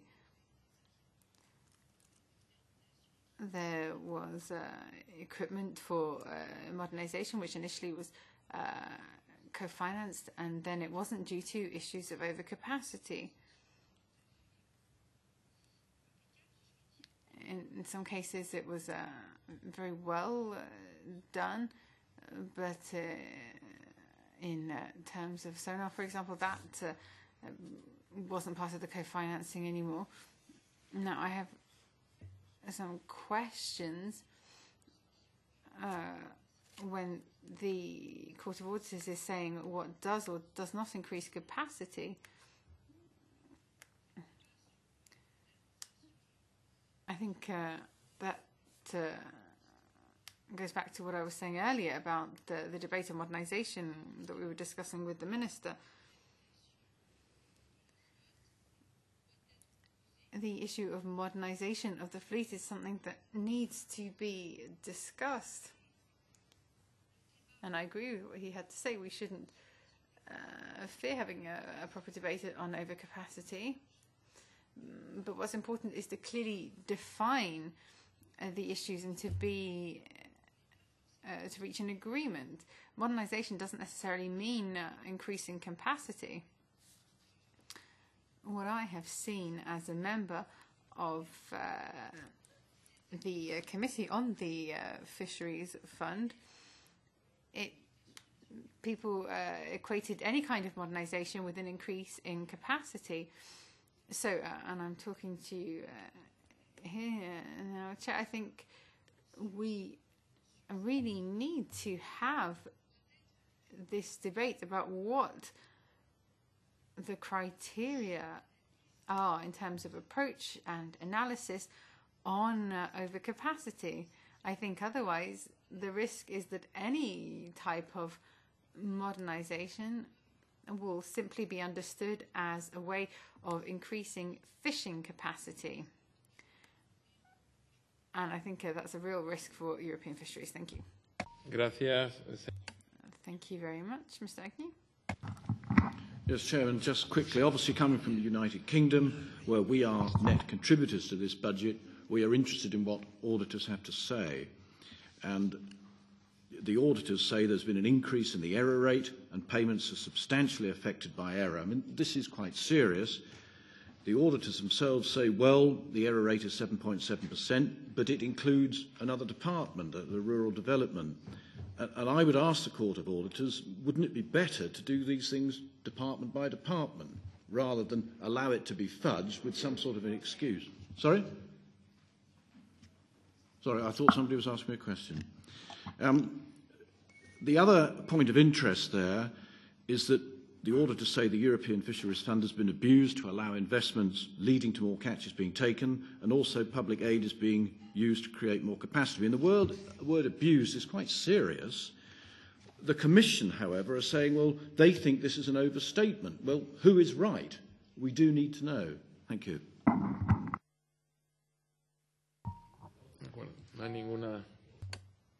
No other requests for the floor? And would the Commission like to take the floor again? Yes, go ahead. Yes, I think it's important to be very clear what we're talking about in relation to this overcapacity issue. In fact, what the Court found was in relation to Article 25(2) of the EFF regulation, which provides that investments on board which increase the ability of a vessel to catch fish, which is not the same thing as capacity, which is measured in kilowatts and which is measured in gross tonnage. That was what the Court found, that there were a number of these investments, a number of member states were financing these investments without doing any ex-ante checks to make sure that the investment that was being proposed for financing would increase the ability of the vessel to catch fish. We identified the member states that were implementing this measure. Firstly, not all member states were implementing Article 25(2). Secondly, we asked these member states to report on all investments that they had made. Thirdly, we gave them clear guidance as to how they should assess these investments. Fourthly, we asked them to reassess the investments and to come back to us and to tell us the results. We then evaluated the results that they sent to us, and we did this in a horizontal fashion across all member states. The amount of potential ineligible expenditure that had been identified was about 10.5 million euros. That's since the beginning of the programming period. We went back to basically year one in this exercise. The result has been that we have cleared some investments, we have not cleared some other investments. Those investments which we haven't cleared are either being withdrawn, have been withdrawn, or will be withdrawn. And that explains that this is a dynamic situation, so the findings of the Court are being addressed. That's the way that we work. If we find this ineligible expenditure, which has been certified to the Commission by a member state, then we ask them to decertify that expenditure. And this is what takes place. And indeed, what we did was, for all payments related to investments on board, we suspended them. We didn't continue to make payments. And it is only when a member state cleans up, makes its analysis, and also amends its eligibility guidelines that we resume the payments for this particular measure. So I think that's an important point of clarity, and that's why we say that to say that there's severely increased overcapacity is for us an overstatement, and we will arrive at a situation where there will be no public funding which will have been given to vessels where the investments on board might increase overcapacity. Bien, muchas gracias. Okay, thank you very much, Mr. Stewart. Thank you, Chair. The technical difficulty in doing this was actually that all those facts about fisheries which could be found in the audit report, they were, to put it slightly drastic, they were put into the report according to a shotgun logic. You have them here and there all over the report, but you had to read it very carefully to find every single detail about fisheries. And I think Mr. Agnew is on the right track when it would be much easier for us if there would be a part of the audit report just concentrating on DG MAR and what they have been doing. That might be slightly overkill. I think what the Commission actually said now is showing that they aren't dragging their feet. And so even if we have some problems there, I think we should give them the credit of trying to improve their work. So I don't see really big and serious problems here. Then we have, of course, a ever-continuing debate of what's modernization and what is it is going to lead to. Because even if we do something on board a ship, something which is not actually related to fishing but making life slightly easier on board, that might actually lead to the crew being able to be on the sea longer. So I think there is a Finnish saying that some definitions are literally drawn into water, and getting all these things defined in a way which, under all the circumstances, will achieve result A or B, that's probably beyond what human beings are able to do. So we have to live with a certain indifference here. But generally speaking, I think what my colleagues here said, showing that in this respect the committee is actually going in the same one direction. What the Commission said is also in the same direction, and the Court of Auditors. So I think we could end this debate by saying that we seem to be pulling in the same direction, and that's good. Thank you. Bien, muchas gracias. Thank you very much. No, Mr. Sommerstich was open to debate. There's no problem there. Okay, let's move on to point 17. Any other business? The period for amendments, that's the 25th of January midday. Any other business? Nothing. Chair's announcements on the coordinators' decisions. I think you've all received that, so if you don't have any objections, we'll consider that adopted. The next meeting in Brussels, the 18th of February in the afternoon, and then on the 19th all day. I don't think there's any other issues. Thank you very much to everybody. The Chair kindly thanks the interpreters. The meeting is closed.